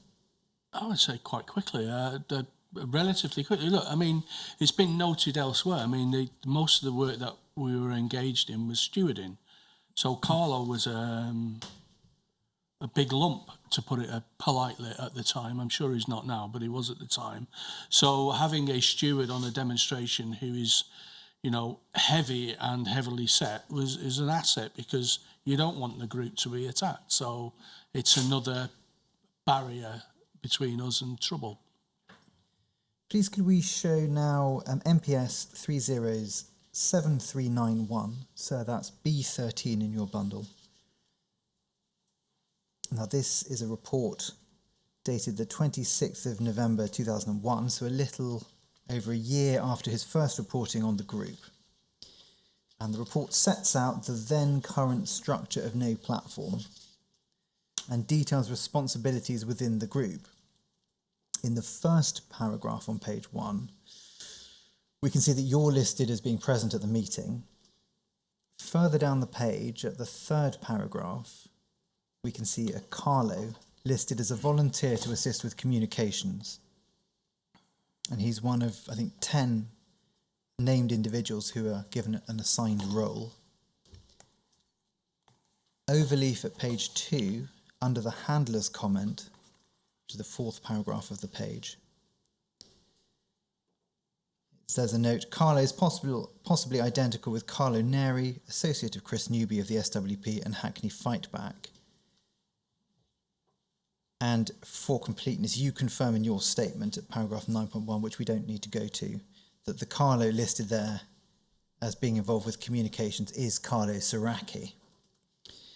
What did Mr. Saraki's role in communications involve? This is a really good example of rampant inaccuracies. First of all, I don't drive, so I'm not sure where the transport issue comes from.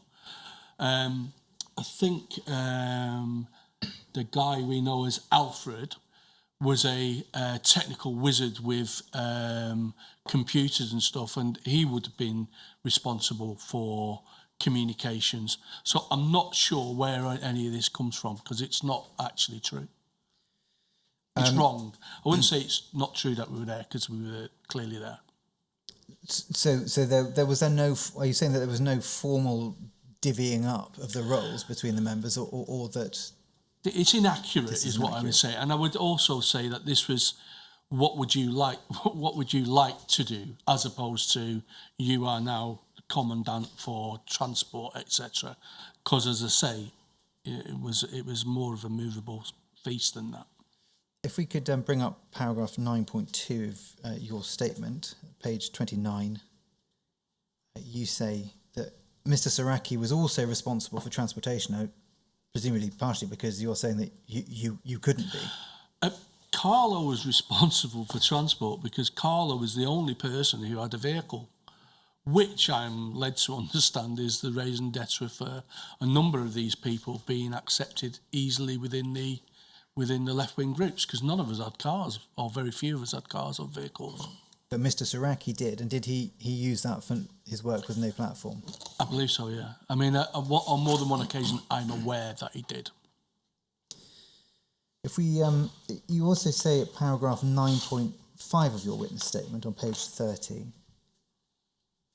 that in relation to this meeting, Mr. Saraki actively participated in discussions and influenced the direction of that no platform took at the time. Can you recall any particular matters where Mr. Saraki directly influenced no platform's direction or actions? Not specifically, but then I can't tell you with all honesty how I impacted on the direction. It was conversations, and I guess through osmosis a decision would be made. So if Carlo was party to those discussions, he definitely influenced the direction that we went. That's all I can say. And you say here that it was typical of his involvement at the time. So by that, do you mean at the time of this report or throughout his involvement with no platform? I have sketchy memories of Carlo ever being on any actual activity. I'm sure he was, but I have very few memories of that.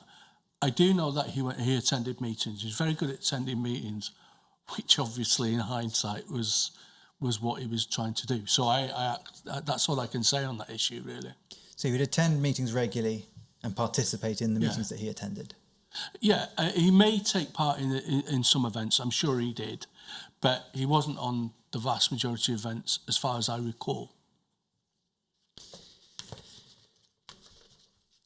In Mr. Saraki's statement, at paragraph 66.1, which is page 38, UCPI 5035550,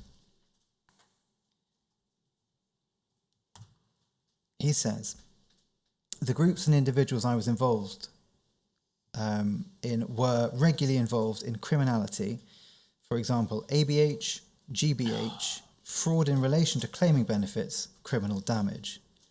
In relation to the groups with which you were involved and that were reported on by Mr. Saraki, do you consider this statement to be accurate? No. I can't tell you whether people were involved in fraud with benefits. I have no knowledge of that. But what I can say is ABH, GBH, no.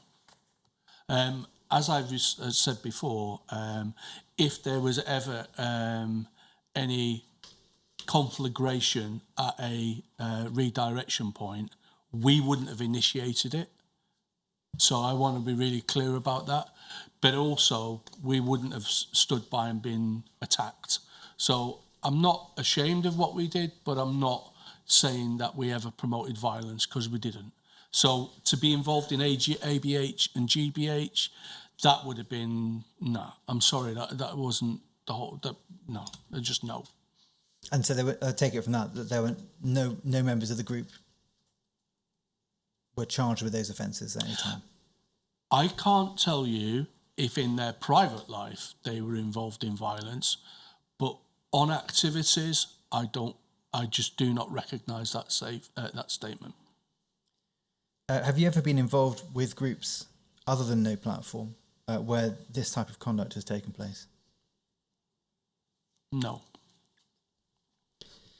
As a general point, would you agree that over the years there have been instances where members of the extreme left wing have been involved with and convicted in relation to serious criminality?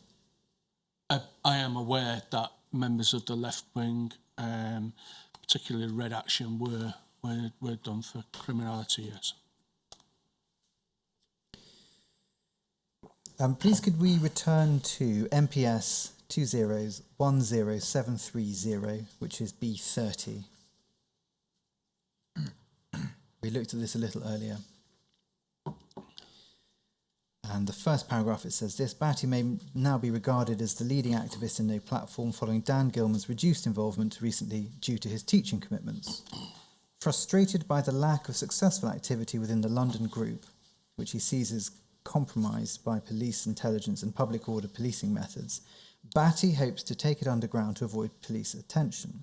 Thus, better internal security, particularly featuring a disciplined use of phones, ought to be accompanied by a change of tactics on the streets, where a visible presence at demonstrations susceptible to police disruption should be replaced by attacks on individual right-wingers and their property. The opportunities for the police to frustrate such action would be less, and the chances of identifying informants would be greater.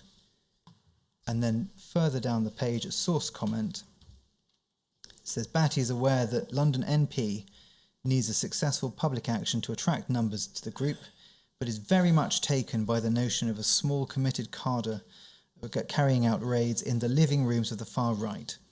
He's aware that the state might well regard such acts as terrorism and react accordingly, but the recent rise in popularity and street presence of the XRW might, he believes, leave anti-fascists with no other option.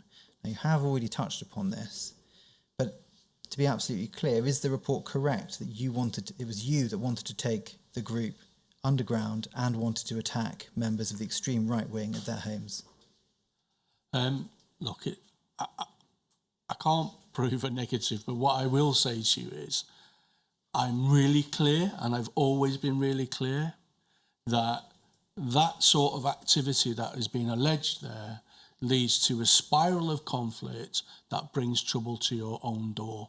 It is clearly not something that I would be involved with. Those words are not my words. I find it offensive, actually. I literally spent, I know I've said this before, I spent hours talking to Carl O'Neary in pubs, in bars, in the Ironmonger Row baths, literally talking about what is legitimate and what is illegitimate. It's quite clear that that's illegitimate. It's quite clear that I would not want to be victim to any terrorism act. It's just a nonsense. It looks like he's justifying his placement within No Platform and within the left wing in general. I really don't recognise that statement, and I take offence at it being written about me.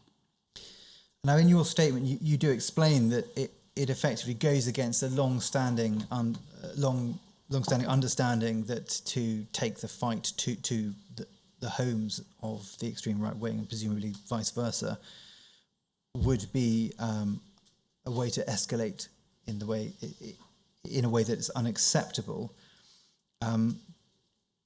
Is that something that you understood to be mutually understood between both wings? I understand that it has been something which has been understood since the 43 and the 62 groups, that if you engage in that, so those are other iterations of left-wing activist groups in the 60s.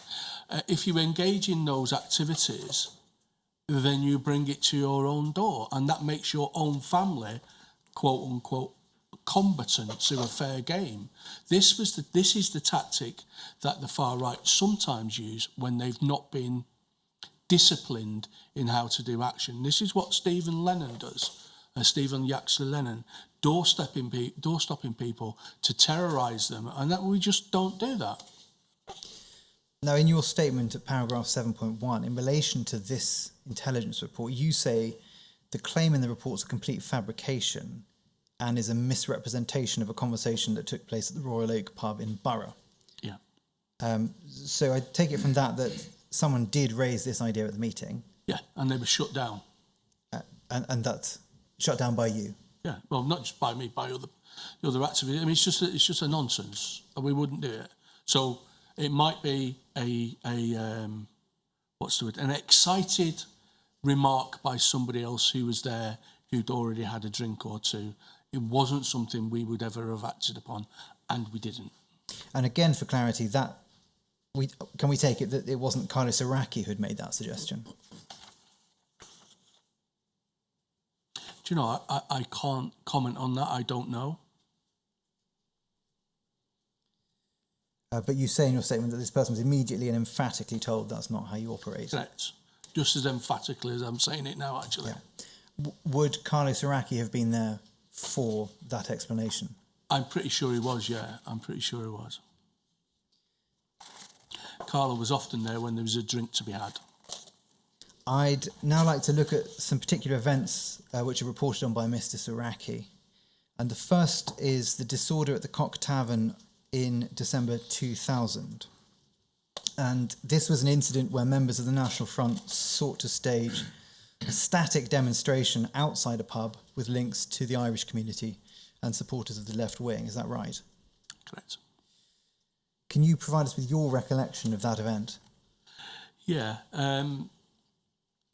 In the weeks running up to the demonstration, there had been meetings that had been held at the Cock Tavern by family support groups from different Irish families regarding stuff that had gone on in Ireland. I have no idea what the context was.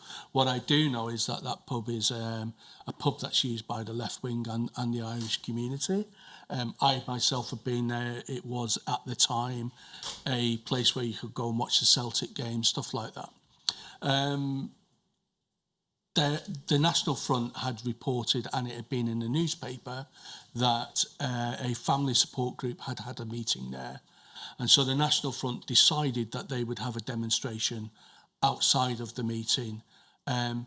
Given the nature of the subject matter, this was likely to be red meat to the more virulent members of the far right, Combat 18 and that ilk, who have been involved in huge violence, significant violence, loss of life and serious wounding.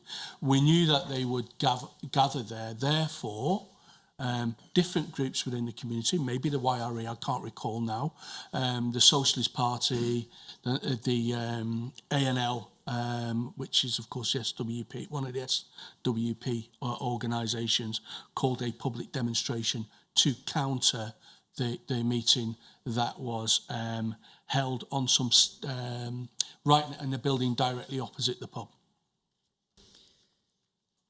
And how was it that demonstration descended into disorder and violence? I think first and foremost, I'm not sure it actually dissembled into, fell into violence. I think it fell into chaos. And initially, there'd been a typical barrier put between the anti-fascists, anti-racists, who were directly in front of the pub, so-called defending the space, if you will. Sorry, and use a physical barrier. Yeah, there were metal, like when they have the marathon, those little metal gates at the side. Yeah, they literally between the two sets of demonstrators. There may have been a slight sterile strip, and then another set of barriers, and then the demonstrators were behind, being spoken to by some far right demagogue. I don't actually know who it was. I don't recall. It was quite a vocal affair. The ANL and the Socialist Party had managed to get a fair amount of people out, so the National Front would have been frustrated in being heard. I think it's fair to say that myself and others, and I can't say who they were now, did feel that it was illegitimate for the National Front to be there, because they were once again sowing or trying to sow kind of a lack of cohesion in the community. They're trying to drive an axe through unity. That's what they were trying to do. So we had noticed, and I'm sure you'll come to this, so I may as well run while I'm in the flow. We had noticed that the police and the National Front were all peering at the pub, and that the back of the demonstration that they had, was actually empty. There was nothing there. So a handful, maybe as many as 10 or 12, coalesced on Evershot Street and walked down towards the rear of the National Front position. Our intention is really clear. It wasn't premeditated. We didn't anticipate being in this position. We walked down, and the idea was to create as loud a noise as possible to distract the police so that they would turn round and then be a bit discombobulated, and in the process of doing that, end the demonstration by the National Front. There was no way that as many as between 8 and 12 people, I can't remember the numbers now, were going to attack the National Front, for the precise reason that A, that's not what we do, and B, there would have been Combat 18 members there as well, and they were. So we didn't go to do that. We went to, if you like, throw a verbal firecracker so that the police would say, enough's enough now, guys, let's wind it up. You described that in your statement as creating the intention to create confusion and force the police to disperse the gathering. The gathering, not for the police to disperse. No, sorry, to disperse the gathering. And is that what happened? It kind of did happen that way. I know that they arrested a number of people, none of whom were charged, by the way, or one was, but they were released and they weren't charged in court. They overturned the case and got a payout by the Metropolitan Police for wrongful arrest. But you don't recall there being violence at that incident? No. I mean, I just to show the lack of preparation, if you like, for violence, I was wearing a bright orange boating coat. I mean, if I was going to go to cause physical violence, I wouldn't walk through a crowd and attack people wearing a bright orange coat unless I was somehow suicidal. Please, could we go now to MPS 304904? This is a report. So this is document B1 in your bundle. And this is a report using information provided by Mr. Saraki. And it reads, Dan Gilman and Joe SNU, so SNU, surname unknown, lead members of the anti-fascist group No Platform, have expressed satisfaction at the recent attack by their group on the right-wing demonstration outside the Cock Public House in Euston. Despite a number of No Platform members being arrested at the event, it is viewed as a success as they were able to attack fascists and disrupt the protest. So I suppose the first question is the characterisation of there being an attack on the fascists you would disagree with, is that right? I mean, I wouldn't say it was an attack. I would say it was an intervention designed to disrupt that demonstration but not to physically confront individuals one-to-one on the streets in street pitch battle violence. That wasn't the point. The point was to disrupt the event so the police would call it off. Precisely because it was a meeting or an event that was designed to frighten and intimidate community members. We didn't think it was legitimate. I still don't think it's legitimate. And you've mentioned that there were arrests and people were de-arrested or charged and later not proceeded with. Did that involve members of No Platform? Yeah, there was several. I mean, I can't. You see, I don't want to fall into the trap of saying members. You mean people who are associated with... Apologies. Every time I say members... I'm not being funny. It's just that words do matter. We were there. Several people who were in our cohort, if you like, were arrested. And a number of them who I think were taken to Chalk Farm, it's somewhere in that area, slightly north of Camden, which this is in the borough of.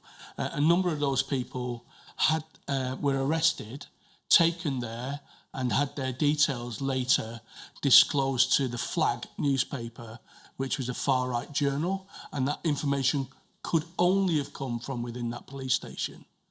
So we have reason to, we are really concerned that sort of activity was happening. Do you recall anybody, either far-right or from the left wing, sustaining injury on that day? No, but I do recall police officers drawing telescopic batons and threatening people with them. And do you recall there being any damage to property that day? No.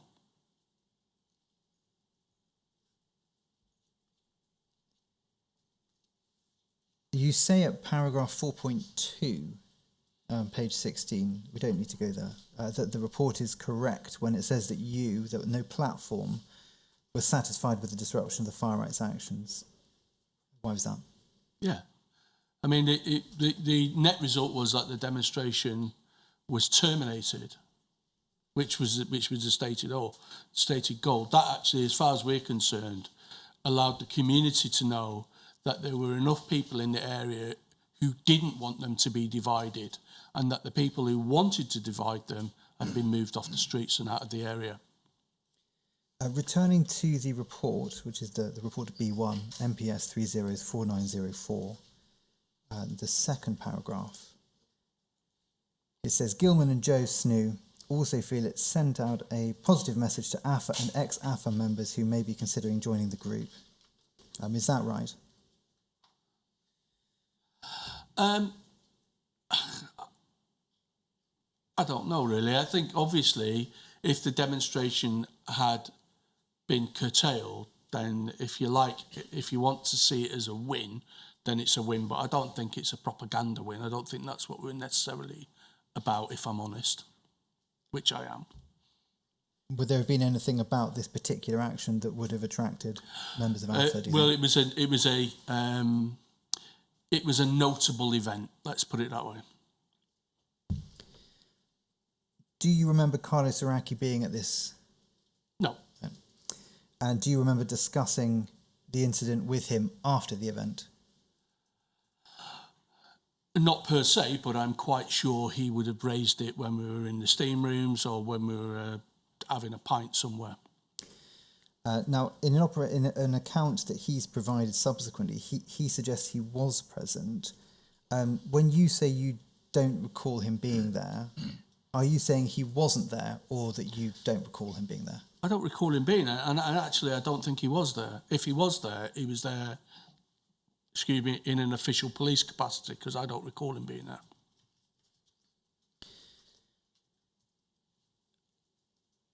I'd like to show you some documents which refer to No Platform's involvement in countering the BNP's efforts to canvass during council elections in Beckton in March 2001. Could we please bring up MPS 305529? So this is in Mr. Saraki's bundle, C62. Again, this is a document you may not have seen before, so I'll give you a moment to read it before I ask my questions.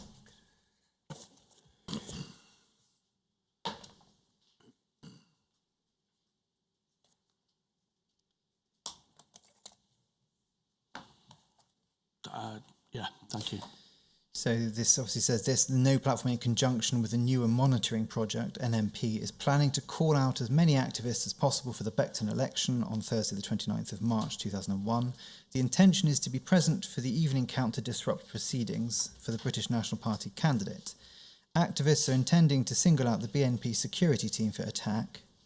Then at source comment, the evening of the count is viewed as an ideal opportunity to attack the BNP, as they will be in a fixed location. A successful action would also generate media coverage, which would raise the profile of No Platform. Now, do you remember No Platform wanting a large presence to disrupt this election count? I don't recall that interpretation of events. I'm sure there was a call out for people to make their displeasure known at the BNP standing in that election. I'm quite clear that that would be a legitimate action.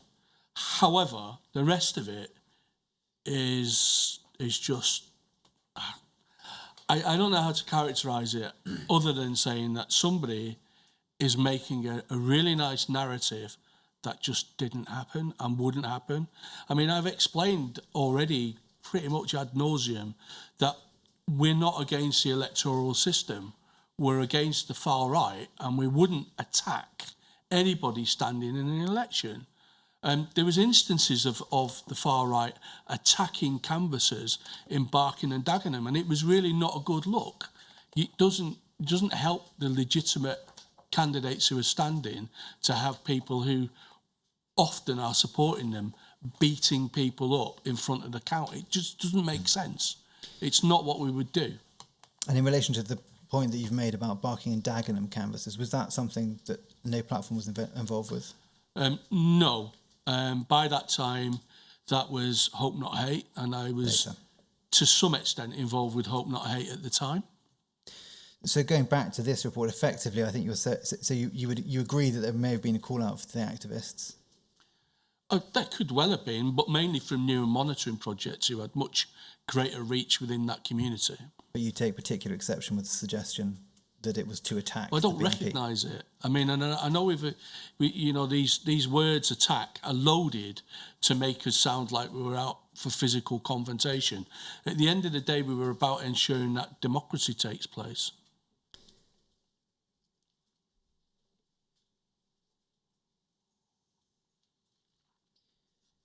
Can we...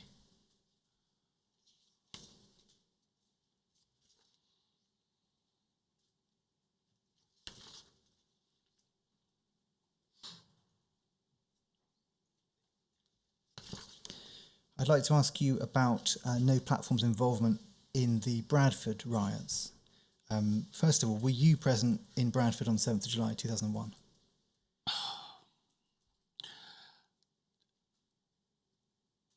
I have a recollection. I'll go be honest with you, I don't have a deep recollection. Okay. Well, I'll proceed with my questions, and if you can't help me, then so I'm not being evasive. I understand that. Regardless of whether you were present or not, do you recall being involved with any planning in relation to No Platform's involvement in Bradford on that day?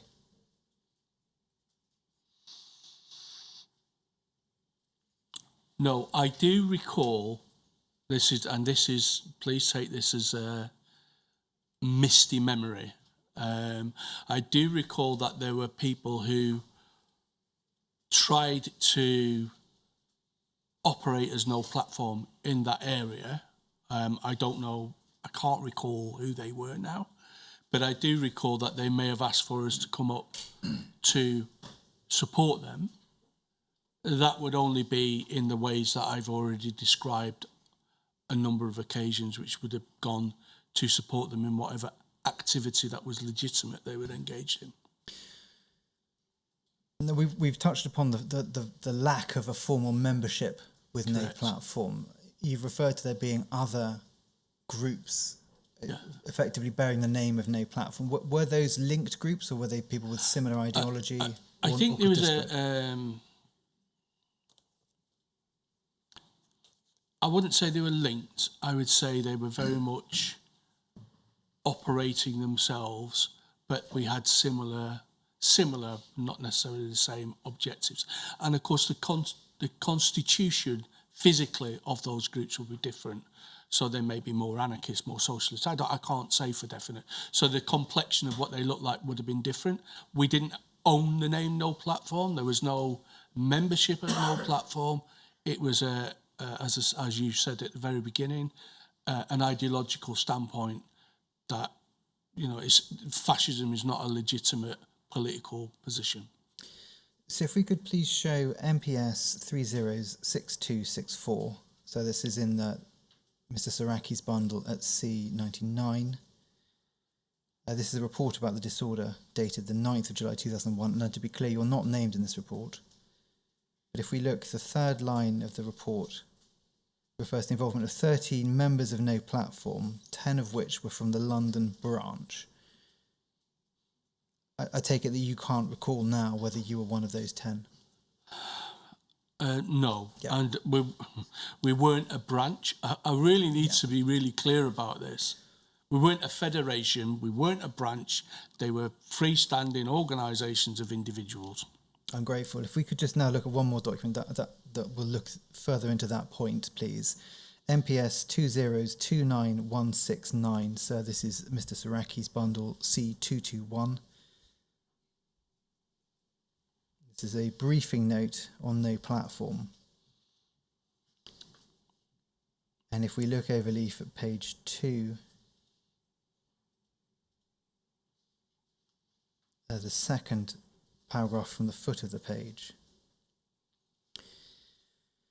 where it says the number of activists actually arrested and convicted by the police for NP activity has been kept relatively low. Only 5 have been convicted of offences connected to NP, and these were all for activity at Pudsey, which I understand is another way of describing the Bradford riots. This is because they took place at Pudsey.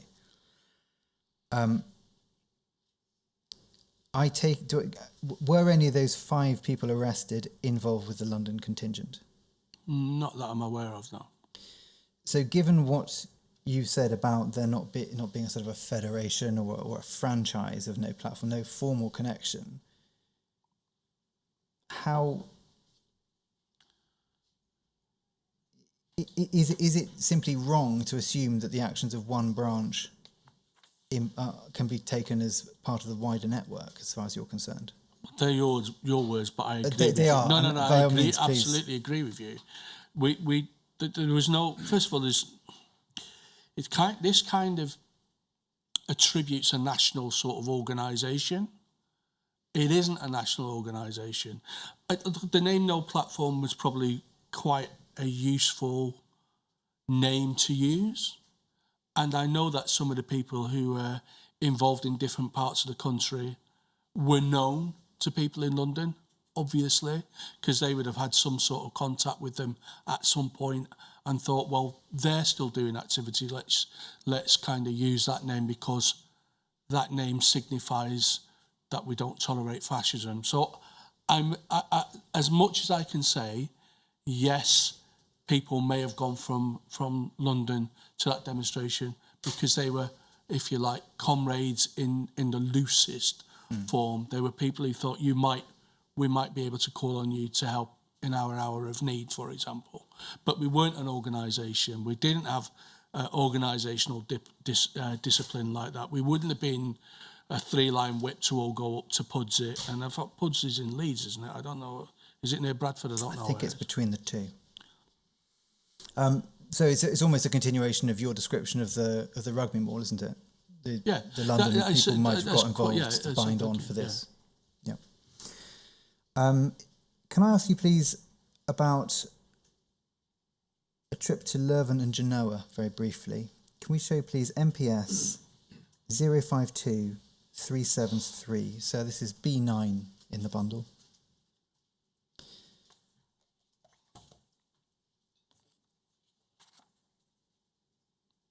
So I say that again, 052373. Thank you very much. And at page 2, the first paragraph, it refers to you and Dan Gilman inviting Mr. Saraki to join you in Leuven, Belgium for a Socialist Party event. And then in the second paragraph,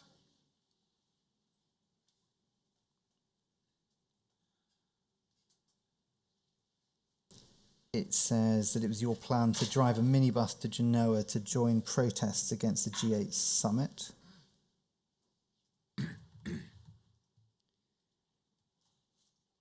And in relation to Genoa, the note goes on at the end of the fifth line of that second paragraph. They are equally determined that the purpose of their trip is to observe events from a safe distance and have no intention of getting involved wittingly in violent street disorder. The group's aim, therefore, is that the trip will be a predominantly social one, more than anything else to say we were there. Now, how accurate is the note of those points? I went to the school in Leuven. It's a beautiful Belgian city. I really don't believe I went to Genoa, and there's a reason why. I was working in homelessness at the time. It was enough to get time off to go to Leuven. I can't believe I just at whim phoned home and said, by the way, I'm going to spend another week in Italy. So I don't recognise that. Having said that, people may have gone on from Leuven to Genoa just to be part of that scene. I don't know, I wasn't there. Okay. If we could now return to that chronological summary of deployment, MPS 2071194, that's B58 in the bundle. And if we could pull up page 4 of that document, 6th paragraph, headed August-September 2001.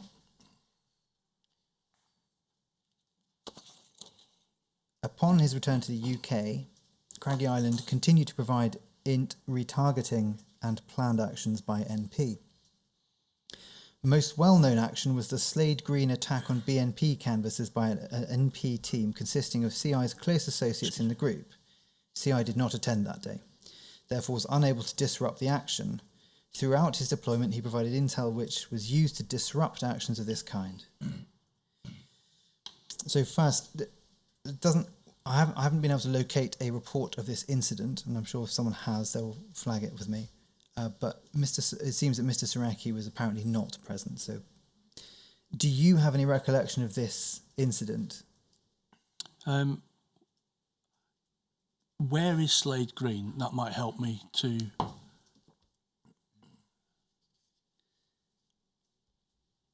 I'm not being awkward when I ask that question. Not at all. It's a good question. My junior's just finding that for you.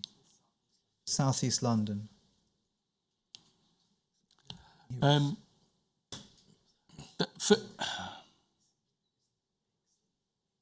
Bexley. It's quite possible we went to Bexley.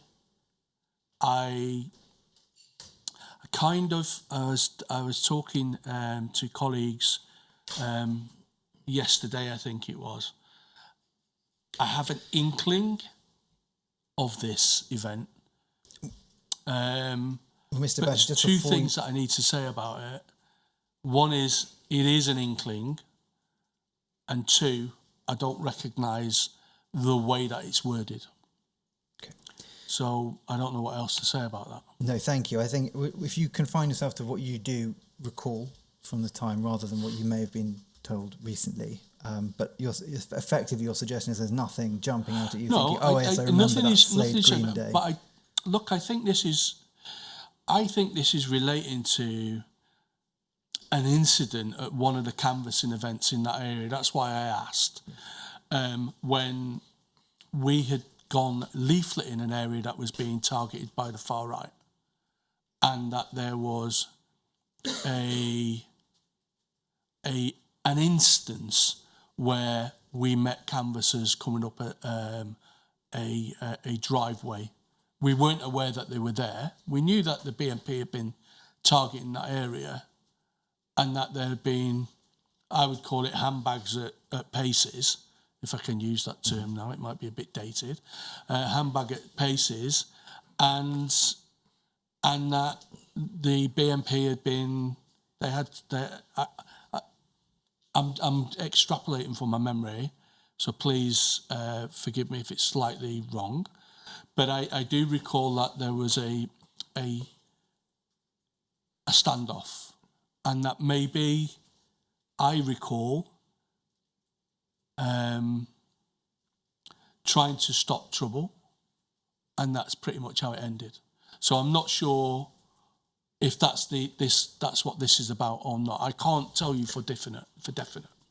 So you have no clear recollection of an incident at Slade Green. What you do recall appears to be, which could be Slade Green, but maybe another incident. It may not be, but I mean, it's not unusual for when there is an election imminent and the far right are standing in an area for people to be leafleting in that area and to come into contact with the far right. So, and sometimes they take exception that you'll be leafleting that community. Oh, I mean, it stands to reason. That's what I think this might refer to, but I can't say for definite. But at best, you appear to be describing a verbal altercation rather than an attack on canvassers. No. I mean, I know I keep saying this, but the way that it's presented as an attack, that sounds like a premeditated. We are going to go there to attack BNP canvassers.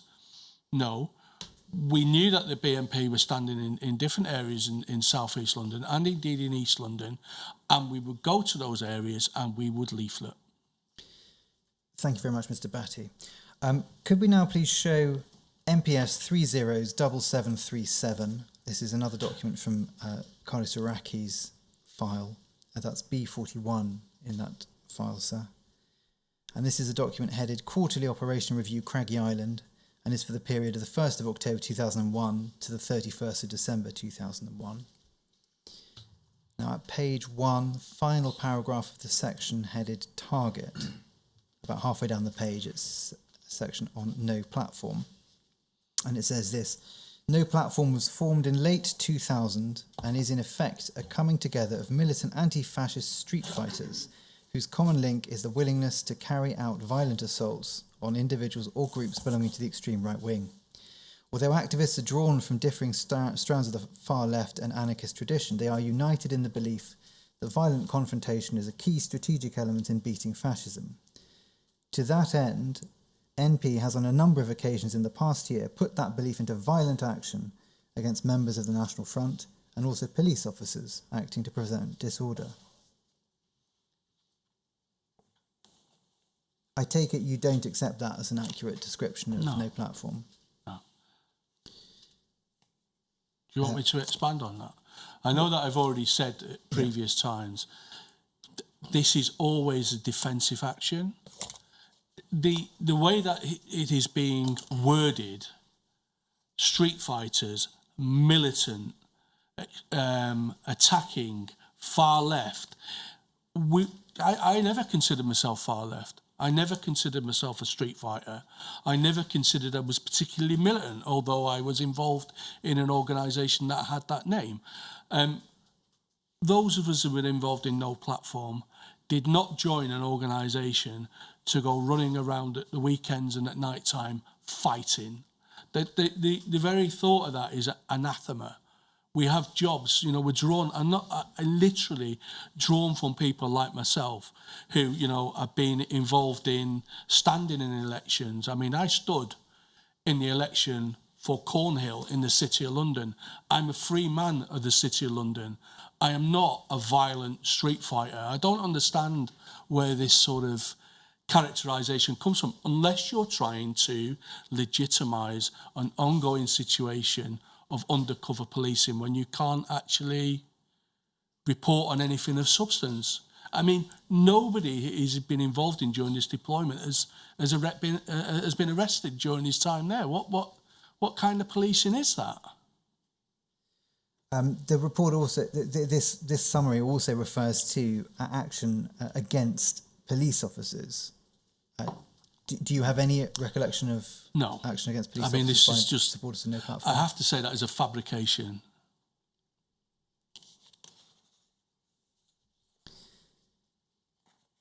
And you suggest that this is a wholly inaccurate summary, even taking into mind the disorder at, say, for example, the Cock Tavern. No, I mean, if you were to take my words that I've said now about occupying spaces, defending communities, stewarding demonstrations, and say that those are violent street fighting activities, then mea culpa. But they're not, are they? I mean, it's quite obvious they're not.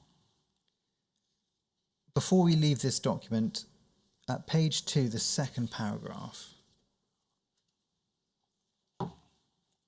says here, CI Craggy Island is now considered one of the 10 leading activists within NP and is in a key position to report on future plans by the group. Would you agree that by the end of 2001, Mr. Saraki was regarded as one of the 10 leading activists in No Platform? I think Carlo would say he was one of the 10 leading activists. I think, as I said to you before, I struggled to see when Carlo was there. And indeed, the action that you said took place at Slade Green, he wasn't at.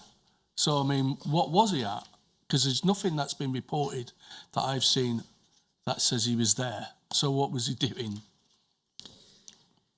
Could we move forward a couple of years to the visit of President Bush in November 2003?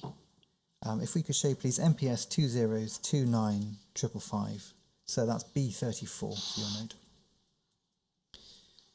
And this is a report dated the 27th of October 2003 about No Platform's plans ahead of the visit by President George W. Bush to the UK in November 2003. And at the first paragraph it reads, NP activists are planning to take an active role during the forthcoming visit of President Bush. The group has to date not been asked to take part in any stewarding, and activists are pleased that this will give them the opportunity to roam around to any hotspots and get involved in any disorder. Then at the second paragraph, whilst it is unlikely that NP members will be the ones to initiate any disorder, they will seek to keep the tensions high by making interventions when they see the opportunity. And then further down the page at source comment, NP activists are keen to get involved in the Bush visit protests, as they see the visit as the first opportunity in a very long time for a situation to develop where mass public disorder could develop. Most of the group are not strangers to protests of this kind and have experience of being able to agitate and aggravate a developing situation. Joe Batty and Frank Smith are particularly good in these situations and are very adept at slipping away. And then if we could next go to another document, which is MPS 2029770, so that's B35. Which is dated the 13th of November 2003, and which includes reporting about the Socialist Party's planned involvement with the demonstration. Now, paragraph 1, it refers to the arrangements, noting that the SP will not be stewarding the front of the march, but the SP block, and notes that you and Frank Smith have been asked to coordinate stewarding. And then below in the source comment, the SP stewarding team has a lot of experience, having been involved in numerous demonstrations over the years, some of which have turned into large-scale disorder. The team will be disciplined during the actual demonstration, but once it reaches Trafalgar Square, the away team will seek to link up with their anarchist associates from NP and seek out the hotspots. Now, do you recall the demonstration in 2003 against George W. Bush? Barely. Would it be fair from your recollection to say that generally speaking these protests were good-natured and non-violent? Yeah. What was No Platform's interest in this demonstration, given the group's main focus was countering the extreme right? We would have been there as stewards. See, the main thing about demonstrations and stewarding, which we were ultimately asked to do, by the way, for the Socialist Party, it says in here. The whole point of stewarding a demonstration is to keep people safe on the demonstration. not to go running off on some vainglorious adventure to seek out fascists and batter them. I mean, it's just not what you do as a steward.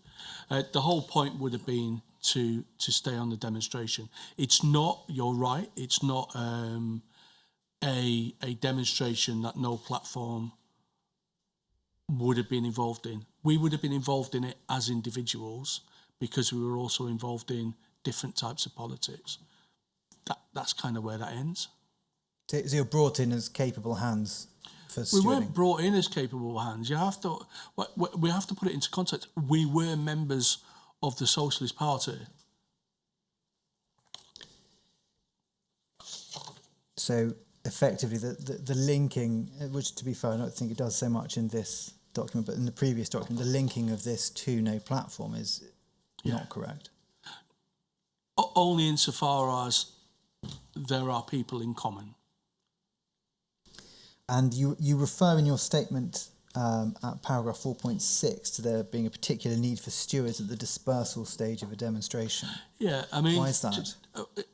The thing about stewarding is that the most vulnerable time for a demonstration is dispersal, because it's quite easy when communities are dispersing for those who might have nefarious intent to actually get amongst the crowd and target individuals. So I always saw, and I'm sure Dan and others always saw, their responsibility on any demonstration is to ensure that people who go on that demonstration because they've asked them to go on that demonstration, to make sure that they got away from that demonstration safely. So the last thing that we would want to do is to go on an expedition to find fascists, thus leaving the very people who were there to support and look after on their own. So it doesn't make sense. And in this context, where your involvement is potentially more through the Socialist Party side of things, can I ask, have you ever been involved in instances of public disorder which doesn't involve the extreme right wing? The only time I've ever been anywhere that significantly involved violence was Welling and Trafalgar Square, and I've already touched on them. For the poll tax riots? Yeah. There were demonstrations that turned into a riot by police action. I'm sorry, I need to say that. Thank you, that's helpful clarification.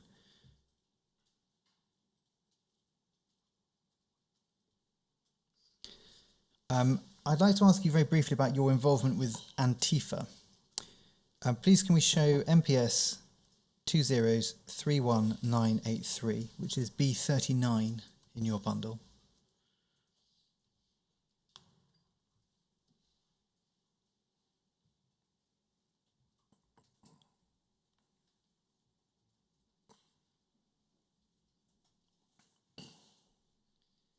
Now this is dated from the 27th of February 2004, and it's a report about Antifa holding monthly meetings. Now looking at the date, am I right that that's around the time that you're considering moving back to Manchester?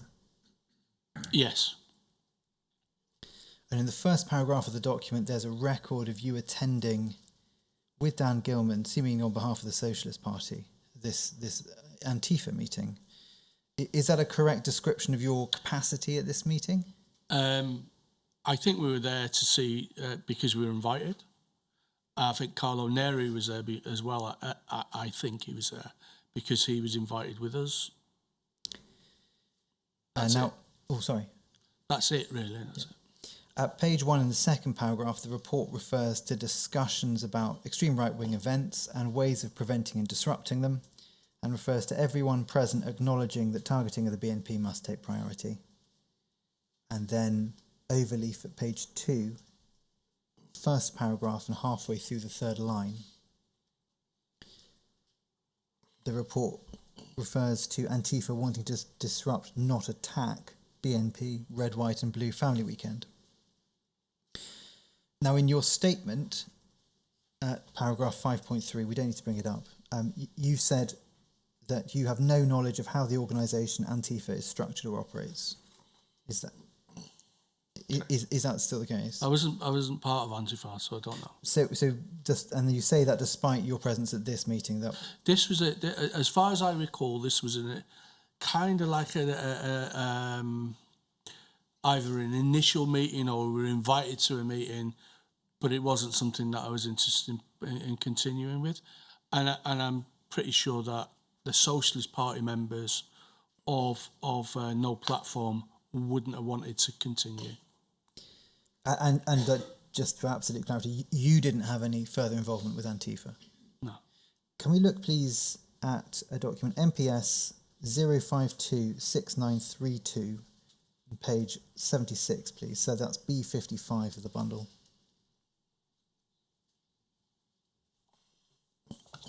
Now, this is an authorisation document in relation to the continuation of Mr. Saraki's deployment.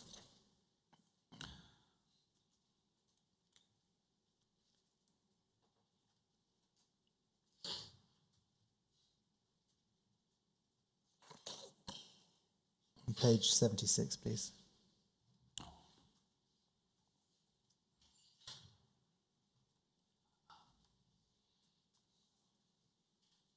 If we scroll down the page,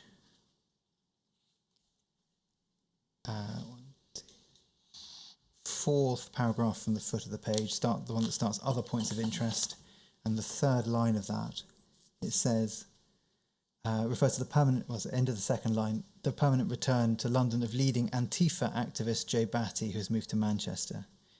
So I take it from that this is an entirely inaccurate description of you. No, it's not, and I don't like being regendered either, but apart from that, I don't recognise it as a statement. I was never in that position. And to be absolutely clear, although there may have been some common membership between those, there may have been common involvement between those who supported No Platform and those who were involved with Antifa. Yeah. They were effectively distinct groupings. They were distinct. I mean, Antifa, mainly speaking, not exclusively, but mainly speaking, in a European-wide context, is anarchistic. We're not anarchists. Thank you, Mr. Batty. I'd like to now move on to your knowledge of Mr. Saraki's deceitful sexual relationships. These will, of course, be explored with the individuals in question, but I do have a few points with which I hope you may be able to assist the chair. Now, you have a cipher list with you, which should help you. And I'd like to ask you some questions about Lindsay. In 2001, Mr. Saraki commenced a deceitful sexual relationship with a woman we're calling Lindsay. Reminder not to use her real name. Did you know Lindsay at that time in 2001? Yeah, sure. Mr. Saraki, in his statement, says that you and the others in No Platform were aware of his relationship with Lindsay, but that it wasn't widely spoken about. Is that correct? It might not have been widely spoken about by everybody. I was aware of it, and in point of fact, I spoke to Carlo quite a lot about his relationship with Lindsay when I had, the amount of times that I socialised with a guy, this was a conversation that would come up because I always thought Lindsay was a really lovely, intelligent woman, and I couldn't understand why he was kind of treating her the way that he treated her. So that was a conversation. And that's not in the knowledge of what happened, by the way. That's in the knowledge of how he was, at the time, breaking up with his girlfriend. So this to do with the Yeah, for sure. The end of that relationship. Yeah, I mean, and also why he was no longer seeing her, what were the reasons were. And that I remember discussing that for, if I'm honest, too long. You know, two blokes in the steam room talking about his ex-girlfriend isn't a good look. But that's what I did quite a lot. Can you assist us with the timings of that relationship? Do you recall how long that went on? Maybe 6 months to a year. I can't recall. It was a bit fluid. Yeah. I think they were on and off for a little while, but I'm not sure. And the relationship, although maybe not although he says not widely spoken about, was it common knowledge within your circles? It was common knowledge within a cohort of people who had known Lindsay for decades. Yeah. So yes, it was known. Was Lindsay involved with activism? No. She may have been when she was a young woman, but she wasn't now. Did she attend Socialist Party or no platform events?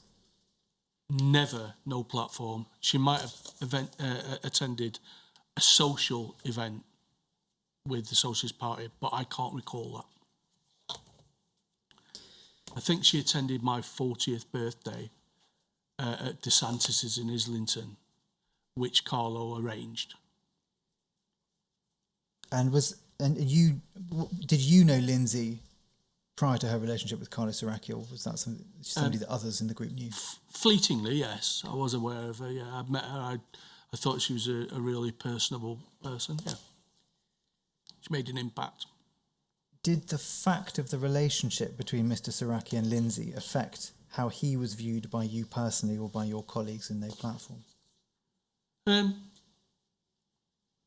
obviously, insofar as he was dating somebody who was known to us and a friend to a number of people, then it certainly, in hindsight, allowed him a degree of credibility. Oh, he's a solid guy, he's with this girl, we know this girl, etc., etc. Woman, sorry, my mistake. And you say known to a number of people. I don't need you to name names, but can you have a think about how many people in your circle would have known her before the relationship? I would say at least a dozen people that I knew of them and their relationship. They were friends of mine. Sorry, perhaps I've misphrased my question. How many people knew her as an individual before her relationship, with Carlo Siraki? A number. I can't put an exact number on it, but I know a lot of people I know a lot of people from the Socialist Party knew her because she'd been a member of the militant a long time. Not at this point, but previously. And as far as you could tell, how serious was that relationship? Serious enough to go on foreign holidays.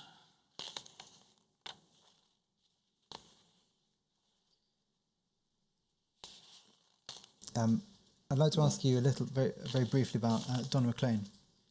On the 28th of September 2002, Mr. Siraki met Donna McLean at an anti-war demonstration and had a relationship with her. Am I right that Miss McLean was also a friend of yours? She was known to me for definite. I would say we were at that cusp between being friends and acquaintances. And are you still in contact? No, that's just circumstances. And were you acquaintances? Sorry. From your answer, do I take it that you were acquaintances before she was in a relationship with Mr. Siraki? I may have met her a couple of times before. Yeah, I think she was good friends with Dan. Yes. And that is Mr. Gilman. Yeah, sorry, Mr. Gilman. And me and Dan worked in homelessness, and I think she may have worked for the same organisation, St Mungo's at the time, at some point. From your experience, was Miss McLean a political activist? Not especially. Would you have described her as active in left-wing politics and anti-fascism? No. I'd like to ask you about an incident which you address at section 11 of your witness statement, which is the suggestion that Mr. Siraki encouraged you and others to attack a charity shop owned by an Italian fascist. Yeah. You explain at paragraph 11.1, page 31 of your witness statement, that the incident took place at a New Year's Eve party at Donna McLean's flat in Maida Vale. Correct, yeah. Now, at the time of producing your statement, you're unable to say which year this was. Is your recollection of that date any clearer today? Not especially. I can tell you, if it's recorded elsewhere, if this will put it into context, it was the New Year's Eve where Carlo and Donna got engaged. So we'll come to that now then, if that helps. So you, and you're certain it's that same night? Yeah, because Carlo was very good at playing mine host, and he was serving his grappa again. Can you recall how long Mr. Saraki and Miss McLean had been together by that time? I would imagine it was over a year and a bit, maybe a year and a half. I can't recall for definite, but he'd been with her for quite a long time, relatively speaking. But either way, it was definitely the night of the engagement. Yeah. When they became engaged, was that engagement common knowledge between your friends and associates? Yeah, but actually, it must have been the same night, because I don't recall going to another New Year's Eve party at Donna's place in Maida Vale. Yeah. So can you repeat the question? I'm really sorry. I wanted to get that just whether it was common knowledge between whether the engagement. Yeah, it was announced. We were all cheering and taking shots. So yes, it was announced. And as far as you're concerned, after that date, that engagement continued to subsist? Yeah, of course, yeah.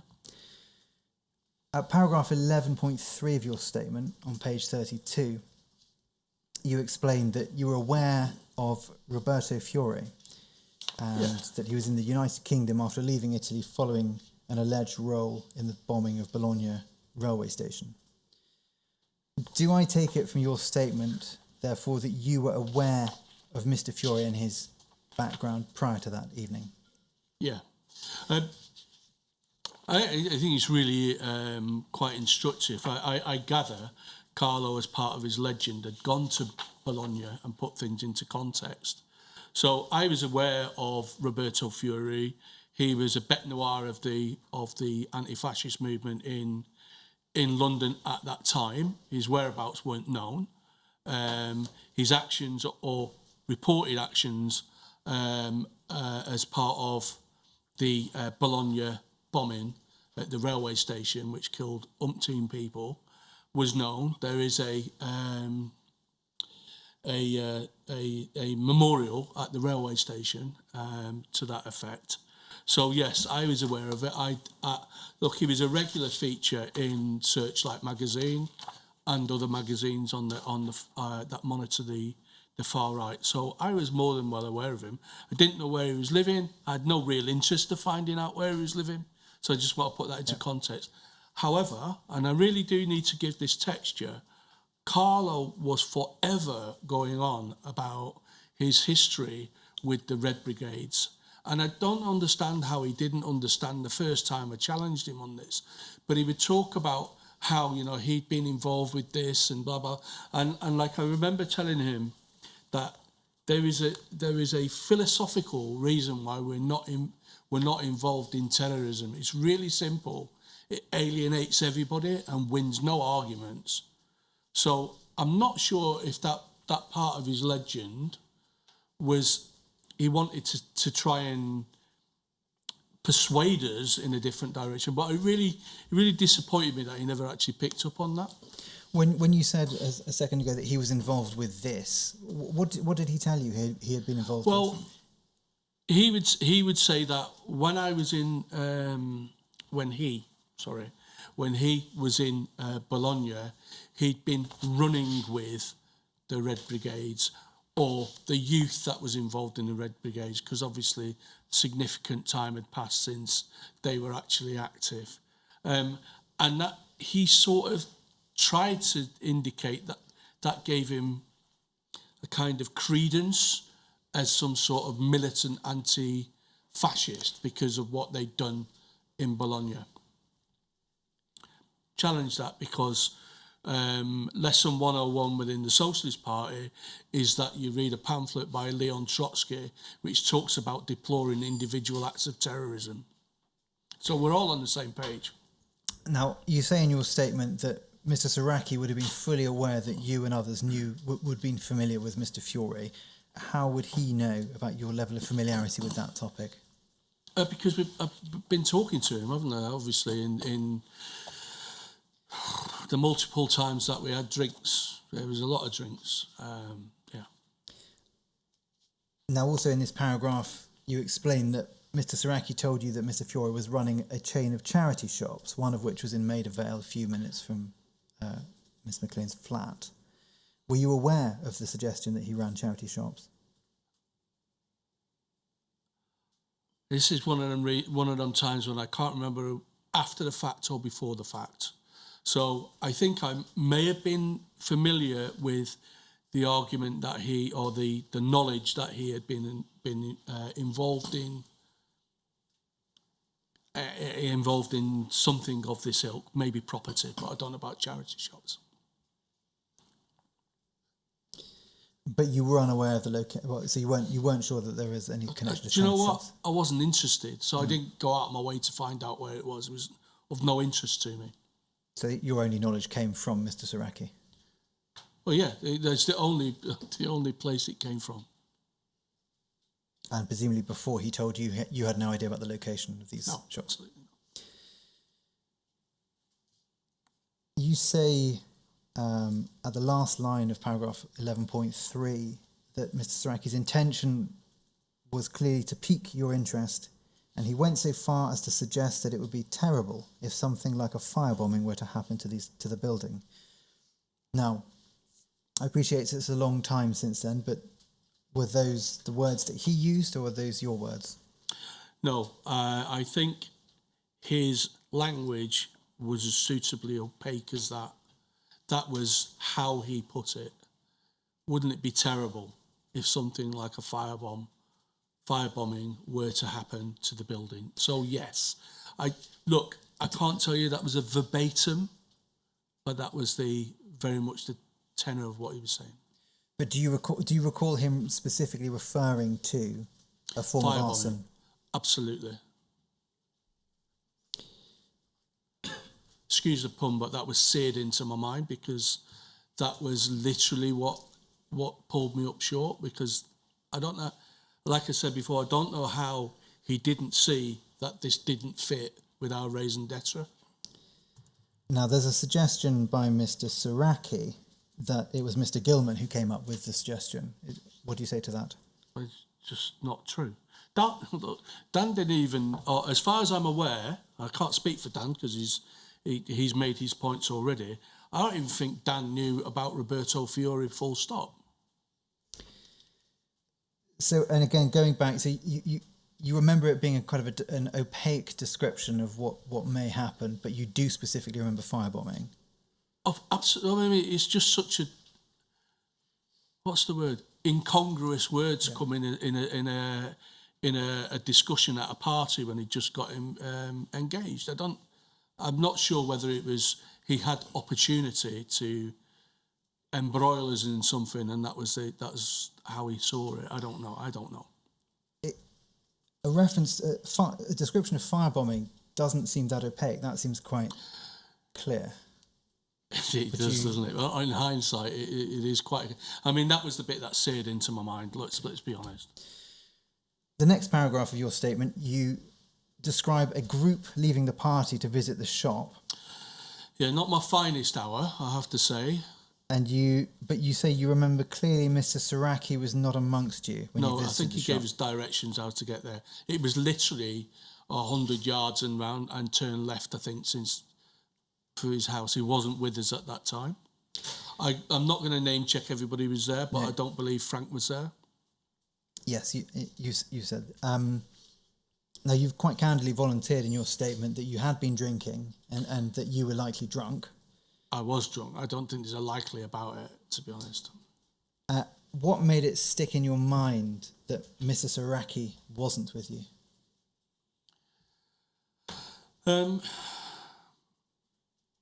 Because I think, well, I know, actually, I can tell you why. Because we were all discussing on the way down to it, if we got the directions right. If Carlo had been there, he'd have been telling us it's down here and on the left. Follow me, guys. What was it that made you want to visit the shop? Drunken curiosity. As I say, it's not my finest hour. Did you go with the intention to damage the shop in any way? No. When you visited the shop, can you recall what happened? Yeah, we all looked at it and it was unremarkable. I think I may have banged on the window and everybody thought that was a bit frightening and we all left. I had no intention of putting the window through, by the way. That was just me putting the wind up people. So that was one of my questions going to be, what was your intention on pressing or banging the windows? You described? It's just a bit of drunken bravado, if I'm honest. Like I say, I'm not proud of myself, but I didn't hide the fact that I did it. Nobody else reported it anywhere. I volunteered that comment. Mr. Gilman, in his witness statement, we don't need to go there, but it's paragraph 4.25, suggested there was a discussion of damaging the shop with bricks through the window. Do you recall that suggestion being made? I don't, to be honest, no. And maybe that's why I banged the window and everyone changed their opinion. I don't know.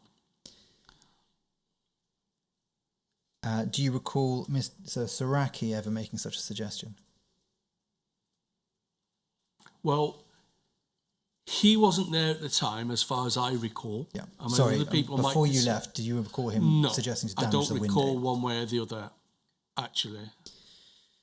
Now, at paragraph 11.6, you explain that you revisit the shop a few days later.